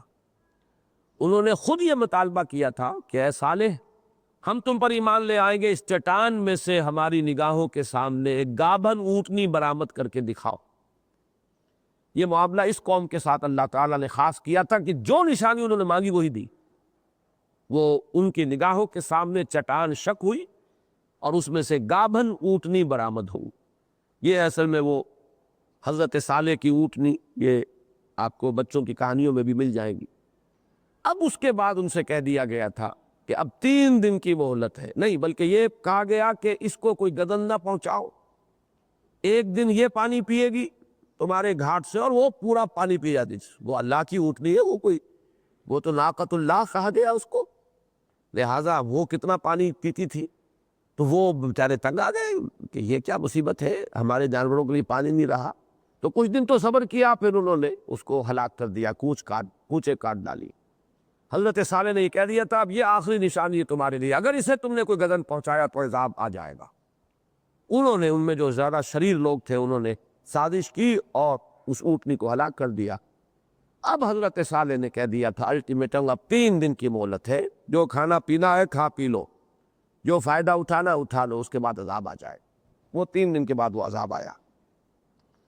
اذ قیل لہم تمتعوا حتی حین فَعَتَوْا عَنْ أَمْرِ رَبِّهِمْ فَأَخَذَتْهُمُ الصَّاعِقَةُ وَهُمْ يَنظُرُونَ، تو انہوں نے سرکشی کی اپنے رب کے حکم سے، تو انہیں آ پکڑا ایک چنگھاڑ نے، ایک چیخ، اور وہ دیکھتے کہ دیکھتے رہ گئے، ان کی نگاہوں کے سامنے ہوا ہے۔ اللہ کو کہیں پیچھے سے وار کرنے کی ضرورت نہیں ہوتی، جب عذاب الہی آتا ہے تو دندناتا ہوا آتا ہے، لوگ اسے اپنے سروں کی آنکھوں سے دیکھتے ہیں۔ فَمَا اسْتَطَاعُوا مِنْ قِيَامٍ، پھر وہ کھڑے بھی نہیں رہ سکے۔ وہ جو سختہ سائق ہوتا ہے، اور یہ آواز جو ہو ایسی زبردست آواز، اس کا اثر یہی ہوگا آدمی پر کہ اس کے اعصاب ڈھیلے پڑیں گے اور گرے گا۔ تو فَمَا اسْتَطَاعُوا مِنْ قِيَامٍ وَمَا كَانُوا مُنْتَصِرِينَ، اور نہ ہی وہ اپنی مدافعت کے قابل ہوئے، نہ بدلہ لینے کے قابل ہوئے۔ وَقَوْمَ نُوحٍ مِّن قَبْلُ إِنَّهُمْ كَانُوا قَوْمًا فَاسِقِينَ، اور اسی طرح کا معاملہ ہوا اور ہلاک کیا اللہ نے قوم نوح کو پہلے، وہ بھی فاسق لوگوں میں سے تھے، وہ بھی ایک قوم تھی، قوم فاسقین، فاسق قوموں۔ اب یہ دوسرا رکوع مکمل ہو گیا۔ ایک رکوع میں یہ 7 انبیاء اور رسل کا ذکر آ گیا۔ یہی ہے جب پھیلتی ہے یہ بات تو سورہ اعراف میں اور سورہ شعراء میں آپ کی نمایاں مثالیں ہیں، باقی چھوٹی صورتوں میں کچھ کم، پھر اور کم، پھر جیسا کہ میں نے آپ کو بتایا سورۃ الفجر، سورۃ الحاقہ، ان میں چند آیات میں ایک ایک کا ذکر، ایک ایک آیت میں یہ ہے مختلف، ایسے جیسے کہ صورتوں کا سائز ہوگا اسی انداز سے یہ چیزیں یا پھیلیں گی یا سکڑ جائیں۔ اب یہ تیسرا رکوع جو ہے اس کا تعلق براہ راست پھر اب پہلے رکوع کے ساتھ ہے، وہی مضامین جو وہاں تھے اب وہ یہاں آ رہے ہیں۔ اس میں ذرا ایک بات ہے جو قرض رہ گیا تھا اس دن کا، وہ میں ادا کر دوں۔ پہلے رکوع کے آخر میں ایک مضمون آیا تھا وَفِي أَنفُسِكُمْ أَفَلَا تُبْصِرُونَ، نشانیاں اللہ تعالیٰ کی جو ہیں وہ آفاق میں بھی ہیں، انفس میں بھی ہیں۔ آفاقی نشانیاں سماوی بھی ہیں، ارضی بھی ہیں، آسمان میں نشانیاں ہیں، زمین میں نشانیاں ہیں، ان دونوں کو ہم کہیں گے آفاقی نشانیاں، اور خود ہمارے اپنے اندر ہے یہ انفسی نشانیاں۔ اور ایک نشانیاں اللہ کی یہ آیات ہے قرآن مجید کی، تو یہ 4 نشانیاں ہیں قرآن مجید میں جن کو آپ نوٹ کیجئے۔ آیات آفاقیہ، ان فی خلق السماوات والارض، اب اس میں آسمانی بھی اور زمینی بھی، پھر آیات انفسیہ، اس آیات انفسیہ کے ذیل میں ایک آیت جو بہت اہم ہے، جو اس آیت کے ایک مثنیٰ کی حیثیت سے آپ کو ہمیشہ یاد رکھنی چاہیے، وہ سورہ حامیم السجدہ جو ہے، یا سورہ فصلت 24ویں پارے میں اس کی آیت ہے لاسٹ بٹ ون، سَنُرِيهِمْ آیاتنا فی الآفاق وفی انفسہم حتی یتبین لہم انہ الحق، ہم عنقریب انہیں اپنی نشانیاں دکھائیں گے، آفاق میں بھی، انفس میں بھی، ان کی اپنی جانوں کے اندر بھی اور آفاق میں بھی، یہاں تک کہ یہ بات بالکل مبرہن ہو جائے گی ان کے سامنے کہ جو کچھ قرآن کہہ رہا ہے وہ حق ہے۔ اس میں اشارہ ہے اس بات کی طرف، سنوریہم، فعل مضارع صرف ہوتا تو وہ حال اور مستقبل دونوں کو کور کر دیتا برابر، لیکن جب سین آ گیا تو یہ سین جو ہے یہ مستقبل سے خاص کر دینے والا ہے، سین ہو یا سوفا ہو، اس سے فعل مضارع جو ہے وہ مخصوص ہو جاتا ہے مستقبل کے لیے۔ ان قریب ہم دکھائیں گے، اس کو نوٹ کیجئے کہ وہ آیات آفاقیہ جن کا قرآن مجید میں ذکر ہے، وہ آیات انفسیہ جن کا قرآن میں ذکر ہے، وہ تو اس وقت بھی دکھا دی تھی اللہ نے۔ اس آیت میں اصل میں اشارہ ہے، اور یہ میں خاص طور پہ ذکر کروں گا ڈاکٹر رفیع الدین مرحوم مغفور کا، کہ انہوں نے اس آیت کی اصل حقیقت کو سمجھا ہے کہ در حقیقت اس میں پیشین گوئی تھی کہ انسانی علوم کا دائرہ بڑی تیزی سے وسعت پذیر ہوگا، اور جیسے جیسے یہ سائنسز بڑھیں گی، فزکس ہو، جیولوجی ہو، اسٹرانومی ہو، کیمسٹری ہو، بایولوجی ہو، امبریولوجی ہو، یہ انسان کو ایک ایک کر کے ہماری اور اتنی بے شمار نشانیاں جو ہے دیکھنے کو ملیں گی کہ ذرا بھی انسان کے دل میں ہدایت کی طلب کا مادہ ہو تو وہ قرآن کی حقانیت کے اوپر یقین کرنے پر اپنے آپ کو مجبور پائے۔ یہ ہے بہت اہم شعبہ در حقیقت کہ جس میں کہ یہ دو علم جو ہے، علم وحی اور جو یہ جس کو ہم سائنٹیفک علم الاشیاء یا علم الاسماء جس کو کہیں گے، ان دونوں کے مابین ایک بڑا گہرا ربط ہے، اور اس کو سب سے زیادہ اس دور میں واضح کیا ہے ڈاکٹر رفیع الدین مرحوم مغفور نے۔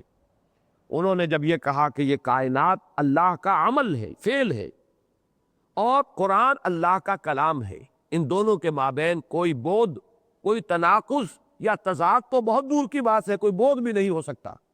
یہ ہمارے علم کی کمی ہے کہ ہمیں تضاد محسوس ہوتا ہے، یا ہم آج بھی قرآن مجید کی ان آیات کی وہی تعبیر لے رہے ہیں کہ جو 1000 سال پہلے لوگوں نے لی تھی، یہ ہماری کوتاہی ہے۔ تو اس پہلو سے ایک اہم بات ہے میری، اس کو اچھی طرح نوٹ کر لیجئے کہ قرآن کی تفسیر و تعویل میں اس کے دو حصے کر لیا کریں ہمیشہ، جو تو ہو آیات احکام، یہ کرو یہ نہ کرو، یہ حلال یہ حرام، اس میں تو قدیم سے قدیم جائیے، یہاں تک کہ حضور کے قدموں میں جا پہنچیے کہ جو حضور نے مطلب بیان کیا وہی ہے۔ باقی کوئی نیا فلسفی اور نیا کوئی حکیم اٹھ کھڑا ہو، یہ نہیں وہ ہے، ہم اس کو ٹھوکر ماریں گے کہ ہم تمہاری کوئی بات قبول کرنے کو تیار نہیں۔ آیات احکام کی وہی تعبیر ہوگی جو محمد الرسول اللہ نے عملاً کی، صحابہ کرام نے اس کو دیکھا، اس کی پیروی کی، اور پھر وہ نسلاً بعد نسل ہمارے اسلاف سے ہوتی ہوئی ہم تک پہنچی۔ اس میں کسی نئے، کسی ذہین اور فطین انسان کی جو ذہانت اور فطانت ہے، اس کی ہم کوئی اس کی دخل اندازی جو ہے گوارا نہیں کریں۔ البتہ وہ آیات جن کا تعلق فینومینا آف دی نیچر سے ہے، اس میں کوئی حکم نہیں ہے، ان میں کوئی حلت اور حرمت نہیں ہے۔ یہ زمین کیا ہے، آسمان کیا ہے، کیا چیز گردش کر رہی ہے، کیا ساکن ہے، یہ کیا چیزیں ہیں، یہ پہاڑ جو ہے یہ کیسے راسیاتن کہہ دیا ان کو کہ یہ لنگر ہے، ان چیزوں کا کوئی تعلق احکام دین سے نہیں۔ یہ فینومینا آف دی نیچر ہے، جن میں سے کسی کا تعلق بایولوجی ہے، کسی کا زوالوجی سے، کسی کا تعلق امبریولوجی سے، کسی کا تعلق اسٹرانومی سے، کسی کا تعلق جیولوجی سے۔ اس میں یہ ہے کہ جو بھی جدید علوم ہوئے ہیں اور جتنے ہوتے چلے جائیں گے، ہم اس کو انکارپوریٹ کریں گے ان معلومات کو قرآن مجید کی تفسیر میں۔ یہ اصل میں ہوتا کیا ہے، یا تو وہ بالکل قدامت پرستی، وہ احکام میں بھی قدامت پرستی تو ان آیات کی تفسیر میں بھی قدامت پرستی، یا وہ تجدد ہے کہ ان آیات میں بھی کوئی نئے معنی اگر وہ ریڈ کر رہے ہیں تو وہ آیات احکام کو بھی تختہ مشق بنانے کے اوپر جری ہو گئے۔ یہ دونوں یکساں احمقانہ طرز عمل ہے اور گمراہ کن طرز عمل ہے۔ یہ ہے ایک ترتیب ان دونوں کے مابین۔ تو اس اعتبار سے سنوریہم آیاتنا فی الآفاق وفی انفسہم حتی یتبین لہم انہ الحق، یہ جو ہے بہت اہم ہے آیت۔ اب میں جو بات کہنا چاہتا تھا کہ جو قرض رہ گیا ہے کہ انفسی آیات، اس کے دو لیول اپنے ذہن میں معین کیجئے، ایک مادی اور ایک معنوی۔ قرآن مجید ہمارے اپنے وجود سے جو نشانیاں ہمیں دکھاتا ہے، ایک تو مادی ہے، مثلا اپنے جسم پر غور کیجئے، اس کی جو حیت ہے، اس کی جو ترکیب ہے، یہ جو ہمارے سمع اور بصر دیا ہے، پھر ان کی جو لوکیشن ہے، ان کی آپس کے اندر جو سیٹنگ ہے، ان میں سے ایک ایک چیز اللہ کی حکمت کی نشانی ہے۔ تو ایک تو یہ کہ بالکل خالص مادی اور جسمانی اعتبار سے، اور اسی میں ایک خاص پہلو جس کی طرف قرآن توجہ دلاتا ہے باعث بعد الموت کے اعتبار سے، کہ ذرا اپنی ایمبریولوجی پر غور کرو، تم تھے کیا؟ گندے پانی کی ایک بوند، وہاں سے یہ سقراط اور بقراط اور یہ فلاں اور یہ سکندر اعظم اور یہ چنگیز، یہ سب کہاں سے بنے ہیں؟ یہ تو مانتے ہو نا، مٹی سے بنے کہ نہیں بنے اور کہاں سے بنے اور روح کس بلا کا نام ہے چھوڑو تم، لیکن یہ تو ہر انسان مانتا ہے کہاں سے بنے ہو؟ کیا تم ایک نہیں تھے؟ أَلَمْ يَكُنْ نُطْفَةً مِّن مَّنِيٍّ يُمْنَىٰ ثُمَّ كَانَ عَلَقَةً فَخَلَقَ فَسَوَّىٰ فَجَعَلَ مِنْهُ الزَّوْجَيْنِ الذَّكَرَ وَالْأُنثَىٰ أَلَيْسَ ذَٰلِكَ بِقَادِرٍ عَلَىٰ أَن يُحْيِيَ الْمَوْتَىٰ۔ تو یہ بھی گویا کہ وہ نشانیاں ہیں کہ جو انسان کے اپنے اندر اپنے وجود میں، یہ تو ظاہر و باہر ہے، سائنٹیفک ہے۔ اس میں تو سمجھیے کہ دو چیزیں زیر بحث آئیں گی، اناٹومی، فزیولوجی، ایمبریولوجی۔ ان تینوں سے جو بھی ہمیں ملتے ہیں، یہ تین علوم جو ہے وہ ہمیں آیات انفسیہ کا ایک بہت بڑا ہے، وسٹا جس کو آپ کہتے ہیں، ایک بہت بڑا اسپیکٹرم ہے کہ جو ان تین علوم کے ذریعے سے سامنے آئے۔ اسی طرح کے تین ہے آیات انفسیہ میں، تین لیولز ہے جو معنوی ہیں۔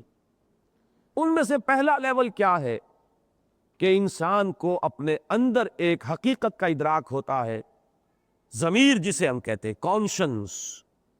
یہ کانشنس، یہ ضمیر جس کو قرآن نے کہا نفس لوامہ، جس کی قسم کھائی، لا اقسم بیوم القیامہ ولا اقسم بالنفس اللوامہ، یہ در حقیقت ایک بہت بڑی دلیل ہے جزا و سزا کی، وقوع قیامت کی، کہ انسان میں نیکی اور بدی کا شعور ہے، انسان امتیاز کرتا ہے، فطرت انسانی امتیاز کرتی ہے نیکی اور بدی میں، تو پھر لازماً یہ ہونا چاہیے کہ گندم از گندم برویت جو سے جو۔ یہ وہ آیت، یہ وہ استدلال ہے جو قرآن مجید نے اس آیات انفسیہ کے حوالے سے وقوع قیامت کے لیے کیا ہے۔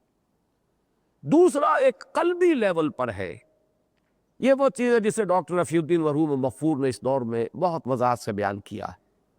اس کا تعلق نفسیات سے بھی شمار کر لیجئے، لیکن ہمارے نزدیک اس کا تعلق اصل میں قلب سے ہے، کہ فطرت انسانی میں یہ شدید ارج مثمر ہے کہ وہ کسی سے محبت کرے، کوئی شے، وطن سے محبت کرے، قوم سے کرے، یہ نہیں تو انسانیت سے کرے، انسان دوست، یہ نہیں تو کسی نظریے سے کرے، مارکسزم سے کرے، نیشنلزم سے کرے، لیکن انسان مجبور ہے، وہ حیوانی سطح پر بھی وہ محبت کرتا ہے، لیکن وہ حیوانی سطح کی محبتیں ہیں، وہ زُيِّنَ لِلنَّاسِ حُبُّ الشَّهَوَاتِ مِنَ النِّسَاءِ وَالْبَنِينَ وَالْقَنَاطِيرِ الْمُقَنطَرَةِ مِنَ الذَّهَبِ وَالْفِضَّةِ وَالْخَيْلِ الْمُسَوَّمَةِ، یہ حیوانی سطح کی محبتیں ہیں، ان کو چھوڑ دیجئے، کہ جو انسان حیوانی سطح پر زندگی بسر کر رہا ہے وہ تو انہی سے محبت کرے گا، لیکن جو انسان حیوانیت کی سطح سے ذرا بھی بلند ہو جائے گا، انسانیت کے حدود میں داخل ہو جائے گا، اس کی محبت جو ہے ان چیزوں سے بالا تر ہو کر کسی نظریے، کسی خیال، یہ بڑا پیارے شعر ہے، معلوم نہیں کس کے ہیں، لیکن بہت پیارا شعر ہے کہ ایک تصور کے حسن مبہم پر ساری ہستی لٹائی جاتی ہے، اور زندگی ترک آرزو کے بعد کیسے سانسوں میں ڈھالی جاتی ہے۔ جب انسان کا کوئی ہدف نہیں ہوتا، کوئی محبوب نہیں، کوئی مطلوب نہیں، کوئی مقصود نہیں، تو زندگی بس سانسوں کی آمد و رفت رہ جاتی ہے، سانس گن رہا ہے انسان، وہ حیوان بن کر رہ گیا ہے۔ در حقیقت ہر انسان جو انسان کہلانے کے لائق ہے، اس کے اندر کوئی نہ کوئی ارج ہے فار آئیڈیلز، جس کو کہ یہ ڈاکٹر رفیع الدین نے دی ارج فار آئیڈیل، کوئی آئیڈیل، کوئی محبوب، کوئی مطلوب، کوئی مقصود، وہ لا مطلوب الا اللہ، لا مقصود الا اللہ، لا محبوب الا اللہ۔ بندہ مومن کے لیے وہ ارج ہے، کس کے لیے؟ اللہ کے لیے۔ وَمِنَ النَّاسِ مَن، وہ کیا ہے، من یجعل جی من یتخذ من دون اللہ اندادا یحبونہم کحب اللہ والذین آمنوا اشد حبا للہ۔ یہ ہے در حقیقت آیات انفسیہ میں نمبر 2 کے لیول پر معنوی، کہ دل میں ایک طلب ہے کسی کی محبت۔ مجھے وہ عربی کی نظم بھی بڑی پسند ہے، فتش لقلبک عن رفیق، اپنے دل کے لیے کوئی ساتھی، کوئی ہمراز تلاش کرو، یہ فطرت انسانی کا ایک تقاضا ہے۔ کوئی تو ہو کہ جس سے دلی لگاؤ ہو اور محبت ہو۔ اور آخری لیول اس کا وہ ہے جس کا تعلق روحانیات سے ہے، کہ وہ جو روح انسانی ہے اس کے اندر ایک معرفت ربانی اللہ کی صرف محبت کا مادہ نہیں، معرفت جو ہے ودیعت شدہ موجود ہے۔ وہ یہ ہے، بہت خوب کسی نے کہا، وہ شعر مجھے یاد نہیں ہے اللہ کے بارے میں، کہ وہ دل میں تو آتا ہے ذہن میں نہیں آتا۔ ذہن کی جو محدود ہماری وسعتیں ہیں ان میں خدا نہیں سما سکتا، لیکن یہ دل کی اور روح کی جو پہنائیاں ہیں، گہرائیاں ہیں اور پہنائیاں ہیں اور وسعتیں ہیں، وہ اتھاہ ہے اور بے پناہ ہے، ان میں اللہ سما جاتا ہے۔ حدیث قدسی ہے، اگرچہ محدثین کے نزدیک اس کی سند قوی نہیں ہے، لیکن ہمارے بہت سے محتاط مفسرین نے بھی اس حدیث قدسی کو نقل کیا ہے کہ لم یسانی اردی ولا سمائی ولیکن یسانی قلب عبد المومن، میں نہ آسمانوں میں سماتا ہوں نہ زمین میں سما سکتا ہوں، ہاں سما سکتا ہوں اپنے بندے مومن کے دل میں۔ یہ ہے وہ تمام چیزیں جس کو میں نے وہ شعر سنایا تھا آپ کو، کہ دم چیست پہ آمیخت شنیدی نہ شنیدی، در خاک تو یک جلوے آمیخت نہ دیدی، دیدن دیگر آبوس سنیدن دیگر آبوس۔ اور اسی لیول پر وہ شعر ہے حضرت مرزا عبد القادر بے دل کا، کہ ستم است گر ہوست کشد کے بے سیر سر و سمندرا، تجھے گنچہ کم نہ دمیدئی در دل کشا بچمن درا۔ یہ جو تم باہر پھولوں کی سیر کرتے پھرتے ہو، بہت ستم ہے اور ظلم ہے کہ تمہیں یہ معلوم نہیں ہے کہ تم خود ایک دمکتے ہوئے غنچے کی مانند ہو، تمہارے اپنے اندر ایک گلستان ہے۔ کبھی اپنے دل کا دروازہ کھولو اور اپنے اندر کے اس چمنستان کی سیر کرو، جس کو اقبال نے کہا ہے کہ اپنے من میں ڈوب کر پا جا سراغ زندگی۔ یہ ہے اصل میں وفی انفسہم وفی انفسکم افلا تبصرون، تمہارے اپنے اندر بھی ہماری نشانیاں موجود ہیں۔ اب اس کا کیا کیا جائے کہ تم جھانکتے ہی نہیں، تم باہر ہی باہر متوجہ ہو، تم نے کبھی اپنے دل کے کواڑ کھولے ہی نہیں، کبھی ان میں جھانکنے کی کوشش کی ہی نہیں۔ بہرحال اب یہ تو وقت زیادہ ہو گیا، چلیے آج 2 گھنٹے کا درس ہے ہمارے پاس، یہ ٹیپ 2 گھنٹے کی ہے، آپ فکر نہ کریں، یہ درس ہمیں پورا کرنا ہے۔ جیسا میں نے عرض کیا تھا کہ پہلا رکوع سورہ مبارکہ کا اور آخری رکوع یہ وہ ایک مضمون ہے، درمیان میں یہ جو انباء الرسل کا حصہ تھا اور قصص النبیین میں سے حضرت ابراہیم کا وہ آ گیا۔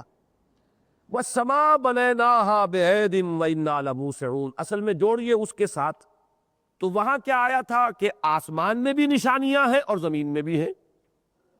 وَفِي السَّمَاءِ وَفِي الْأَرْضِ آيَاتٍ لِّلْمُوقِنِينَ وَفِي أَنفُسِكُمْ أَفَلَا تُبْصِرُونَ وَفِي السَّمَاءِ رِزْقُكُمْ وَمَا تُوعَدُونَ۔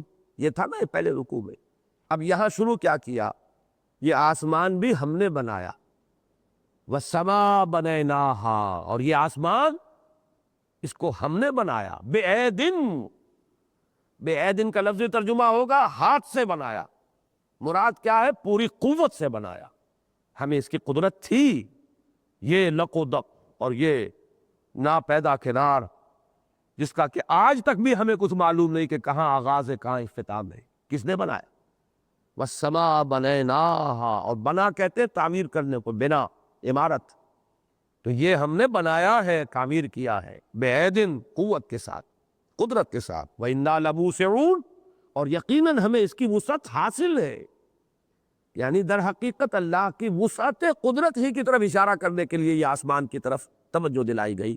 یہ سماواتی گویا کہ آیت ہوئی، آسمان ایک نشانی ہے اللہ کی عظیم قدرت کی۔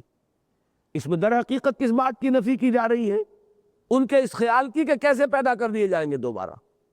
اس میں معلوم ہوا کہ تمہیں اللہ کی قدرت کا کوئی اندازہ نہیں، اور اللہ کی قدرت کا اندازہ تمہاری آنکھیں پھوٹی ہوئی ہیں کہ تمہیں نہیں، جبکہ تم اس کائنات کو دیکھ رہے ہیں، اس آسمان کی وسعتوں کو، کس نے بنایا؟ وَالسَّمَاءَ بَنَيْنَاهَا بِأَيْدٍ وَإِنَّا لَمُوسِعُونَ وَالْأَرْضَ فَرَشْنَاهَا فَنِعْمَ الْمَاهِدُونَ، اور یہ زمین ہم نے ہی تو فرش بچھایا، اس کا کس نے بچھایا؟ اور کیا ہی اچھے ہیں ہم یہ بچھونا بچھانے والے۔ مہد کسے کہتے ہیں؟ من المہد الی اللحد، آپ نے پڑھا ہوگا، اطلب العلم من المہد الی اللہ۔ مہد جو ہے، ماں کی گود بھی مہد ہے، بچھونا جس پر آپ کا کوئی لخت جگر ابھی نو مولود ہے وہ آپ کو لٹایا ہوا ہے، نرم اور نازک بچھونا، وہ مہد ہے، پنگھورا مہد ہے۔ تو یہ کیا ہے؟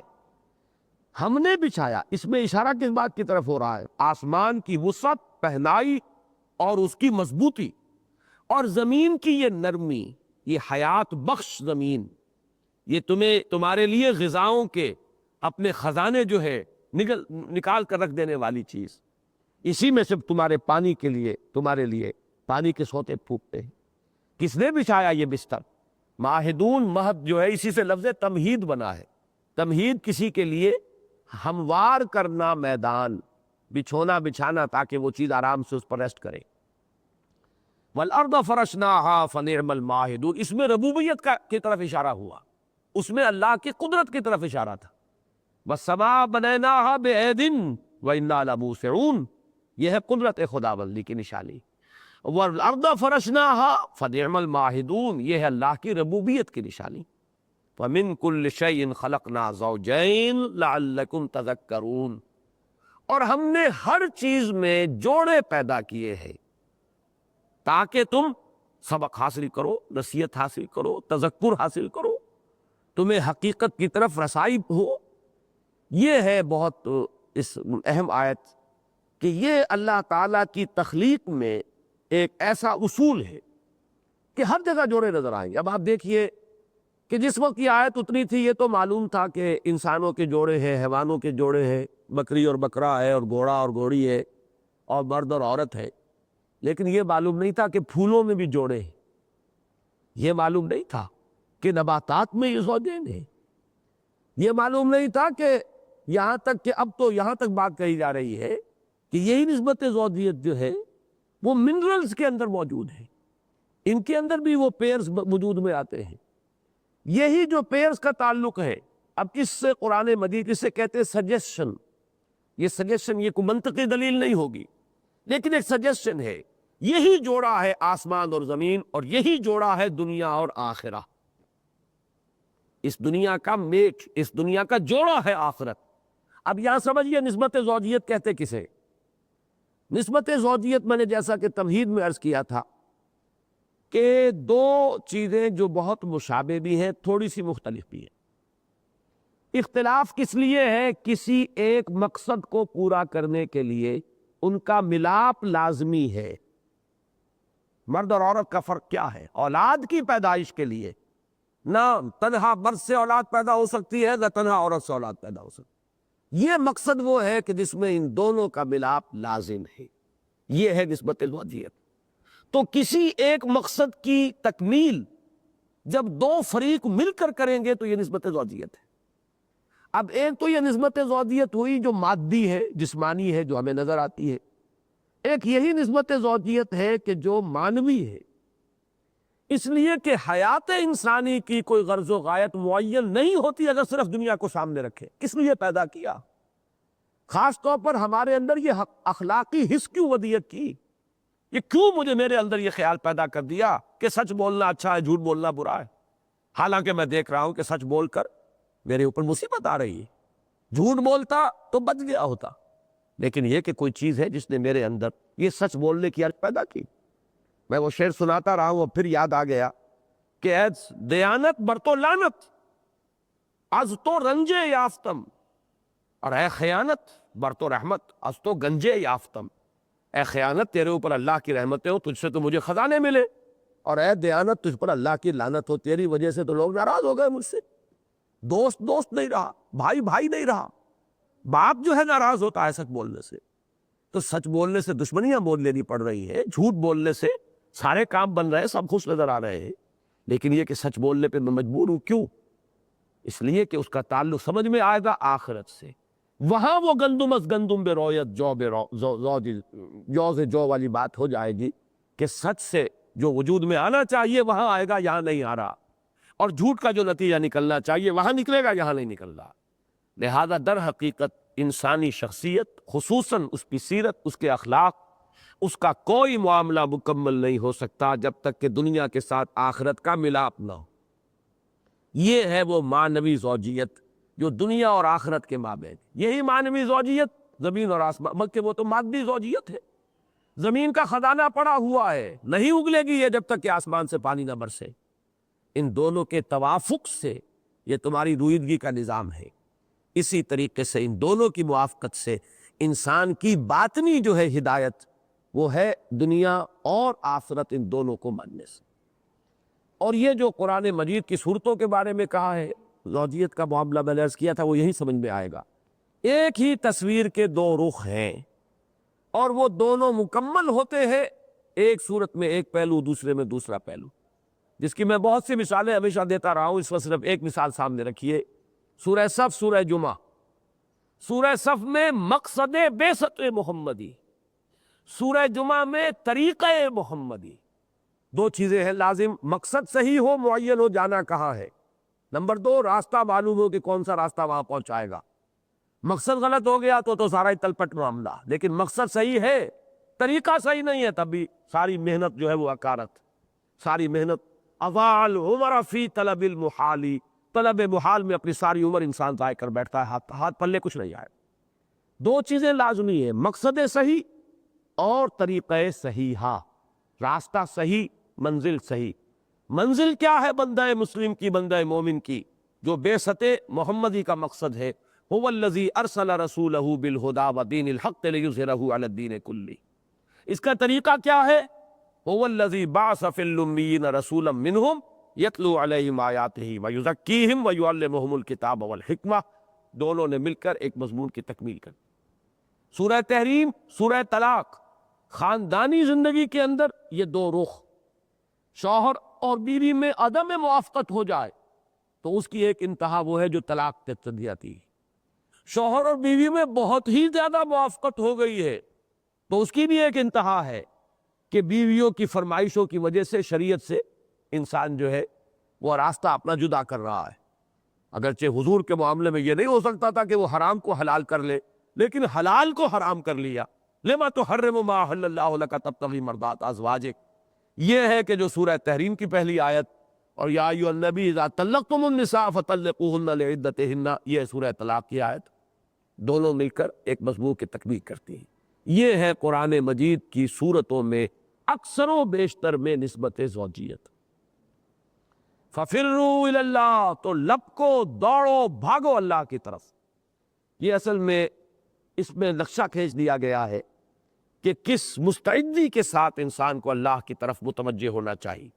یہ نہیں کہ تاخیر اور تعویق، دوڑنے سے مراد یہ ظاہری دوڑنا نہیں ہے۔ اس کی ایک اور مثال ہے سورہ جمعہ میں کہ اذا نودی للصلاۃ من یوم الجمعہ فاسعوا الی ذکر اللہ۔ صحیح کا لفظی ترجمہ تو ہوگا دوڑو، لیکن دوڑنے سے حضور نے منع کیا، تو مطلب لپکو، ہمتن متوجہ ہو جاؤ۔ تو یہاں بھی اصل میں ففروا میں کیا ہے؟ تاخیر میں نہ پڑو۔ کیا پتا کل صبح کا سورج جو ہے دیکھنا نصیب ہوگا کہ نہیں ہوگا، کس کے پاس گارنٹی ہے؟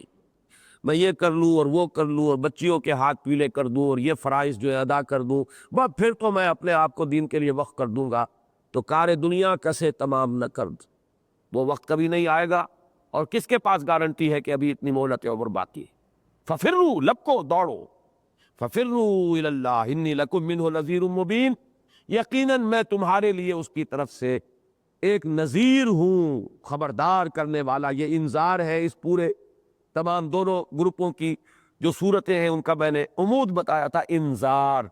اور یہاں دیکھیے اس صورت میں یہ لفظ 2 مرتبہ آ رہا ہے، انی لکم منہ نذیر مبین، میں اللہ کی طرف سے تمہارے لیے صاف خبردار کر دینے والا ہوں، بالکل واضح طور پر، کوئی اشتباہ نہ رہے۔ وَلَا تَجْعَلُوا مَعَ اللَّهِ إِلَٰهًا آخَرَ، اور دیکھنا اللہ کے ساتھ کسی اور کو معبود نہ ٹھہرا بیٹھنا۔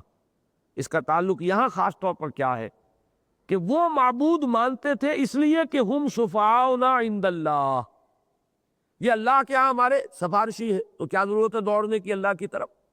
دوڑے رہو دنیا کی طرف، دوڑتے رہو دنیا کے مال و متاع کی طرف، آرام و آسائش کی طرف، وہاں وہ سفارشی چھڑا لیں گے۔ اس کی نفی کے لیے یہاں پر در حقیقت یہ لے آیا گیا کہ کسی مغالطے میں نہ رہنا، کسی دھوکے میں نہ رہنا، کوئی چھڑانے والا نہیں۔ فرمایا انی لکم منہ نذیر مبین، دوبارہ دہرا کر، اس لیے کہ اصل جو ہے یہ گروپ توحید کا گروپ نہیں ہے، اصلاً گروپ جو ہے یہ ہے انذار کا۔ یقیناً میں تمہارے لیے اس کی طرف سے خبردار کرنے والا ہوں واضح طور پر، صاف انداز میں۔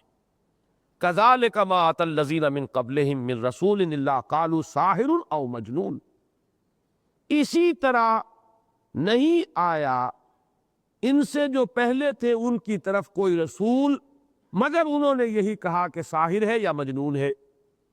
یعنی جو بات اے محمد صلی اللہ علیہ وسلم آج یہ آپ کے بارے میں کہہ رہے ہیں، یہی بات جیسے کہ آ چکا ہے، یہی بات فرعون نے حضرت موسیٰ کے بارے میں کہی تھی۔ بلکہ یہی نہیں، اسی پر اکتفا نہیں، ہر رسول کے بارے میں یہی کہا گیا، لہذا آپ گھبرائیے نہیں، اور اے مسلمانوں تم تشویش نہ محسوس کرو، یہ تو ہوتا آیا ہے۔ لیکن ہمیشہ ہوا کیا ہے، وہ ساحر اور مجنون کہنے والے ہلاک ہوئے، اور جنہیں ساحر اور مجنون کہا گیا وہ کامیاب ہوئے، وہ بچا لیے گئے۔ کون بچا؟ موسیٰ اور ہارون بچے، یا فرعون اور قارون اور حامان بچے؟ کون بچا؟ ابراہیم بچے، یا یہ کہ نمرود بچا؟ یہ ظاہر بات ہے کہ یہ تو بالآخر تاریخ کا فیصلہ یہی ہے کہ بچے وہی ہیں جنہوں نے ایمان کا راستہ اختیار کیا۔ کذالک ما اتى الذین من قبلہم من رسول الا قالوا ساحر او مجنون اتواصوا بہ، بڑا پیارا انداز ہے۔ کیا انہوں نے ایک دوسرے کو یہ وصیت کی ہوئی ہے؟ یہ کیا بات ہے کہ ہر ایک یہی کہہ رہا؟ کیا وصیت کر مرے تھے وہ پچھلے کہ یہی کہنا؟ یہ ایک طنزیہ انداز ہے، اور ذرا سوچنے پر بعض اوقات وہ نوارہ تلخ ترمیزن چو ذوق نغمہ کمیابی، کبھی ذرا پرک بھی کرنا ہوتا ہے کہ سوچنے پر انسان آمادہ ہو۔ تواصوا بہ، کیا انہوں نے اس کی باہم وصیت کی ہوئی تھی؟ وہ قرارداد ہے ان کی آپس میں طے شدہ؟ بل ہم قوم طاغون، بلکہ اصل حقیقت یہ ہے کہ یہ حد سے گزرنے والے لوگ ہیں۔ پہلے لفظ آیا تھا مسرفین، یہاں طاغون، اسراف کے معنی بھی حد سے تجاوز، طغا کے معنی بھی کسی چیز کا اپنی حد سے نکل جانا، اسی سے لفظ طغیانی ہے۔ دریا کو اپنی موج کی طغیانیوں سے کام، کشتی کسی کی پار ہو یا درمیان رہے۔ فتول عنہم، اب یہاں سے یہ جو مکی صورتیں ہیں وہ تو تقریباً اکثر کا معاملہ ہے، خاص طور پہ درمیانی سائز کی صورتیں جو ہیں 3 رکوع 4 رکوعوں والی، ان میں آپ نے دیکھا ہوگا کہ ایک مشترک مسئلہ ان کا یہ ہے کہ آخر میں حضور کی طرف روح سخن براہ راست خطاب، ہدایات، اور حضور کی وساطت سے یہ ہدایات ہے تمام اہل ایمان کے لیے۔ لیکن مکی صورتوں میں ابتداءً یا ایھا الذین آمنوا کہہ کے خطاب نہیں کیا گیا، بلکہ جو بات کہی ہے حضور سے کہی ہے واحد کے صیغے سے، اگرچہ وہ بات در حقیقت حضور ہی کے لیے نہیں ہوتی بلکہ ہوتی ہے اہل ایمان کے لیے۔ تو یہ بھی ایک اہم نکتہ ہے، بعض اوقات آدمی چکرا جاتا ہے کہ یہ بات حضور کے کہنے کی تو نہیں تھی، یہ تو کچھ فروتر ہے آپ کے مقام سے۔ تو وہاں یہ بات نوٹ کیا کیجئے کہ وہ بہت سی باتیں جو حضور سے خطاب کر کے کہی جاتی ہیں، وہ کبھی تو وہ بات ہوتی ہے اہل ایمان کے لیے، کبھی وہ کفار کے لیے ہوتی ہے۔ سختی اس میں جو مضمر ہوتی ہے وہ کفار کے لیے ہوتی ہے، لیکن کفار کو منہ لگانے کے لیے بھی چونکہ اللہ تیار نہیں، ان سے بات کرنے کو تیار نہیں، لہذا خطاب حضور سے ہوتا ہے۔ تو یہ مختلف اسلوب ہوتے ہیں، ان کو نہ پہچاننے کی وجہ سے انسان چکر میں پڑ جاتا ہے۔ فَتَوَلَّ عَنْهُمْ فَمَا أَنْتَ بِمَلُومٍ، اے نبی آپ ان سے منہ موڑ لیجئے، ذرا انہیں منہ نہ لگائیے، چھوڑیے، ان کو دفع کیجئے۔ یہ مختلف اسلوب ہے جو قرآن میں آئے ہیں، آپ چھوڑیے، وَاہْجُرْهُمْ هَجْرًا جَمِيلًا، ان سے تعلق منقطع کیجئے، اور آپ پر ہرگز کوئی ملامت نہیں ہوگی، آپ نے فرض ادا کر دیا، اب پیچھے نہ پڑیے، ان کے دفع کیجئے، ان کو یہ خیال نہ کیجئے کہ میں نہ کہیں پکڑا جاؤں، مجھ سے نہ کوئی پرسش ہو جائے کہ تم نے شاید پہنچانے میں کوئی کمی کیا، آپ پہنچا چکے، آپ کا معاملہ جو ہے، آپ اپنی ذمہ داری سے عہدہ برا ہو چکے، آپ پر کوئی ملامت نہیں ہے۔ اب یہ کہ زیادہ آپ ان کے درپیر نہ ہو، چھوڑیے اور دفع کیجئے۔ فَتَوَلَّ عَنْهُمْ فَمَا أَنْتَ بِمَلُومٍ وَذَكِّرْ فَإِنَّ الذِّكْرَىٰ تَنفَعُ الْمُؤْمِنِينَ، ہاں نصیحت کرتے رہیے، اس لیے کہ یہ نصیحت اہل ایمان کو نفع پہنچائے گی۔ ان بدبختوں کو اس سے کوئی فائدہ ہو نہ ہو، اہل ایمان تو فائدہ ہوگا۔ آپ ہر مرتبہ جب واعظ کہیں گے، وہاں کفار ہوں گے، انہیں کوئی فائدہ پہنچے نہ پہنچے، آپ کے جانثار بھی ساتھ ہوں گے نا، ان کا ایمان بڑھے گا، ان کے یقین میں اور اضافہ ہوگا، ان کے اگر ذہنی اور الجھنے ہیں، کوئی ذہنی یا قلبی کوئی وسوسے ہے، وہ رفع ہوں گے۔ یہ بات سمجھ لیجئے کہ ہماری اس چھوٹی سی محنت میں، کوشش میں، یہ درس قرآن کا معاملہ جو ہے ہمارے ساتھیوں کے لیے، جو ہمارے ساتھی یہ سمجھ بیٹھتے ہیں کہ ہم سمجھ چکے، جو سمجھنا تھا وہ بڑی سخت حماقت میں مبتلا ہے۔ یہ تو ہم نے درس اتنی مرتبہ سنے ہوئے، اور یہ تو منتخب نصاب جو ہے ہم نے 50 مرتبہ سن لیا، یہ نہیں ہے، بلکہ یہ کہ قرآن مجید کا معاملہ یہ ہے کہ آپ کو نہیں معلوم کہ کون سی گرہ کس وقت کھل جائے، کون سی بات کس وقت جو ہے وہ آپ کے یقین میں اضافے کا ذریعہ بن جائے۔ لہذا اس کے ساتھ تو لگے رہنے والی بات، چمٹے رہنے والی بات، وہی بات جو یہاں جس انداز میں کہی ہے، فذکر، یاد دہانی کراتے رہی۔ اور تذکیر کس چیز سے ہوگی؟ سورہ قاف کی آخری آیت کیا تھی؟ فذکر بالقرآن من یخاف وعید، تذکیر قرآن سے ہوگی۔ حضور نے دعوت دی قرآن کے ذریعے، نصیحت کی قرآن کے ذریعے، یاد دہانی کرائی قرآن کے ذریعے، انذار کیا قرآن کے ذریعے، تبشیر فرمایا قرآن کے ذریعے۔ تو فذکر فإن الذکریٰ تنفع المؤمنین، تو آپ تو یہ کام کرتے رہیے، یقیناً اہل ایمان کو اس سے نفع ہوگا۔ وما خلقت الجن والانس الا لیعبدون۔ اب کہنے کو تو یہ ایک آیت ایسی ہے کہ اس پر کم سے کم 1.5 گھنٹے کی تقریر ہونی چاہیے، اور نہیں پیدا کیا ہے میں نے نہ جنوں کو نہ انسانوں کو مگر صرف اس لیے کہ میری بندگی کرے۔ اصل میں 2 چیزوں کو یہاں پہ میں عرض کر دوں، اب لفظ عبادت پر میں نہیں بحث میں جاؤں گا، میری پوری تقریر 1 گھنٹے کی ہے، اور جو چھپی ہوئی ہے مطالبات دین میں پہلی تقریر یہی ہے، عبادت رب، شہادت علی الناس، اقامت دین، وہ تو اپنی جگہ ہے، لیکن یہ آیت اس اعتبار سے اہم ہے کہ عبادت کو غایت تخلیق قرار دیا گیا ہے۔ اصل میں 2-3 چیزیں لوگ چکرا جاتے ہیں، ایک تو ہے سبب تخلیق، کیوں پیدا کیا، یہ علیحدہ شے ہے، ایک ہے مقصد تخلیق، ایک ہے غایت تخلیق، ان 3 چیزوں کو علیحدہ لینا۔ اللہ کے اس فعل تخلیق کا سبب کیا تھا تو وہی بہتر جانتا ہے، اس میں تو آدمی جائے گا تو ٹھوکر کھائے۔ اللہ کے کسی فعل کا سبب گویا کہ اللہ تعالیٰ کو ایک منفعل ہستی ماننا ہے کہ اسے بھی کوئی احتیاج لاحق ہوتی ہے۔ ہم کیوں محنت کرتے ہیں؟ ہمیں کوئی ضرورت ہو ہے کہ جو پوری کرتے ہیں، تو اس کوچے میں تو داخل ہونا ہی در حقیقت اللہ تعالیٰ کے مقام کو نہ جاننا اور اس کی توہین کا مرتکب ہو جانا ہے۔ سبب تخلیق اس کی مرضی، اس نے پیدا کیا۔ جہاں کہیں یہ بات آ جائے فوراً فل سٹاپ لگائیے، اس پر بحث نہیں ہوگی۔ البتہ مقصد تخلیق، اللہ نے کیوں پیدا کیا، کیا مقصد اللہ کا ہے، اس میں کچھ فلسفیانہ باتیں ہو سکتی ہیں، لیکن بہتر یہ کہ اس سے بھی بچیے۔ اصل شے ہے غایت تخلیق، اللہ نے جو ہمیں پیدا کیا تو ہماری غایت اب کیا ہے، ہمیں کیا کرنا ہے، وہ ہے جو اس آیت میں معین ہوا ہے۔ یہی ہے پریگمیٹک ایٹیچیوڈ، عملی جو طریقہ ہونا چاہیے اس میں۔ سوچ کے یہ مختلف دائرے ہیں، فلسفیانہ سوچ ادھر بھی جاتی ہے، تو اس میں تو میں نے عرض کیا کہ وہ درمیانی بات جو ہے وہ فلسفیانہ سوچ کا دائرہ ہے۔ پہلی بات تو بالکل آؤٹ آف باؤنڈز ہے، اس کے بارے میں تو کبھی اپنے ذہن کو جو ہے ادھر جانے مت دیجئے۔ البتہ یہ تیسری بات ہے، در حقیقت ہم نے پیدا کیا ہے، اب تمہارا کام یہ کہ ہماری بندگی کرو، یہ ہے تمہاری غایت تخلیق، یہ ہے کہ تمہاری تخلیق سے اب جو تم پر لازم آیا۔ وما خلقت الجن والانس الا لیعبدون، یعبدون میں یہ نون جو ہے یہ ہے یعبدونی، کہ وہ میری بندگی کریں۔ نی میں سے یہ کٹ گئی ہے، صرف زیر رہ گیا، اور عبادت کا کم سے کم یہ مفہوم ذہن میں رکھ لیجئے، اللہ تعالیٰ کی کامل اطاعت، اس کی حد درجے محبت سے سرشار ہوگا، یہ عبادت ہے۔ اسی کو چاہو، اسی سے لو لگاؤ، اسی سے محبت کرو، اسی کی اطاعت کرو، اسی کے لیے تن من دھن صرف کرو، اسی پر اپنی جان نچھاور کر دو۔ یہ ساری چیزیں جو ہے کہ اور کسی کو مت دیکھو، مجھی کو دیکھو، اور کسی سے لو نہ لگاؤ، مجھی سے لو لگاؤ، اور کسی پر توکل نہ کرو، مجھی پر توکل کرو، اور کسی کو راضی کرنے کی کوشش نہ کرو، مجھے راضی کرنے کی کوشش کرو، اور کسی کا حکم نہ مانو، میرا حکم مانو۔ یا اور کسی کا حکم نہ مانو اس معنی میں ہے یہ کہ جو میرے حکم کے دائرے سے باہر ہو، میرے حکم کے دائرے کے اندر ہے تو باپ کا کہنا بھی مانو، ماں کا بھی مانو، بیوی شوہر کا مانے، شوہر بیوی کا مانے، کوئی حرج نہیں، چھوٹے بڑوں کا مانے، بڑے چھوٹوں کا مانے، حکام کا کہنا مانو، لیکن اللہ کے کہنے کے نیچے نیچے محبت کرو، اللہ کی محبت سے کے اندر اندر۔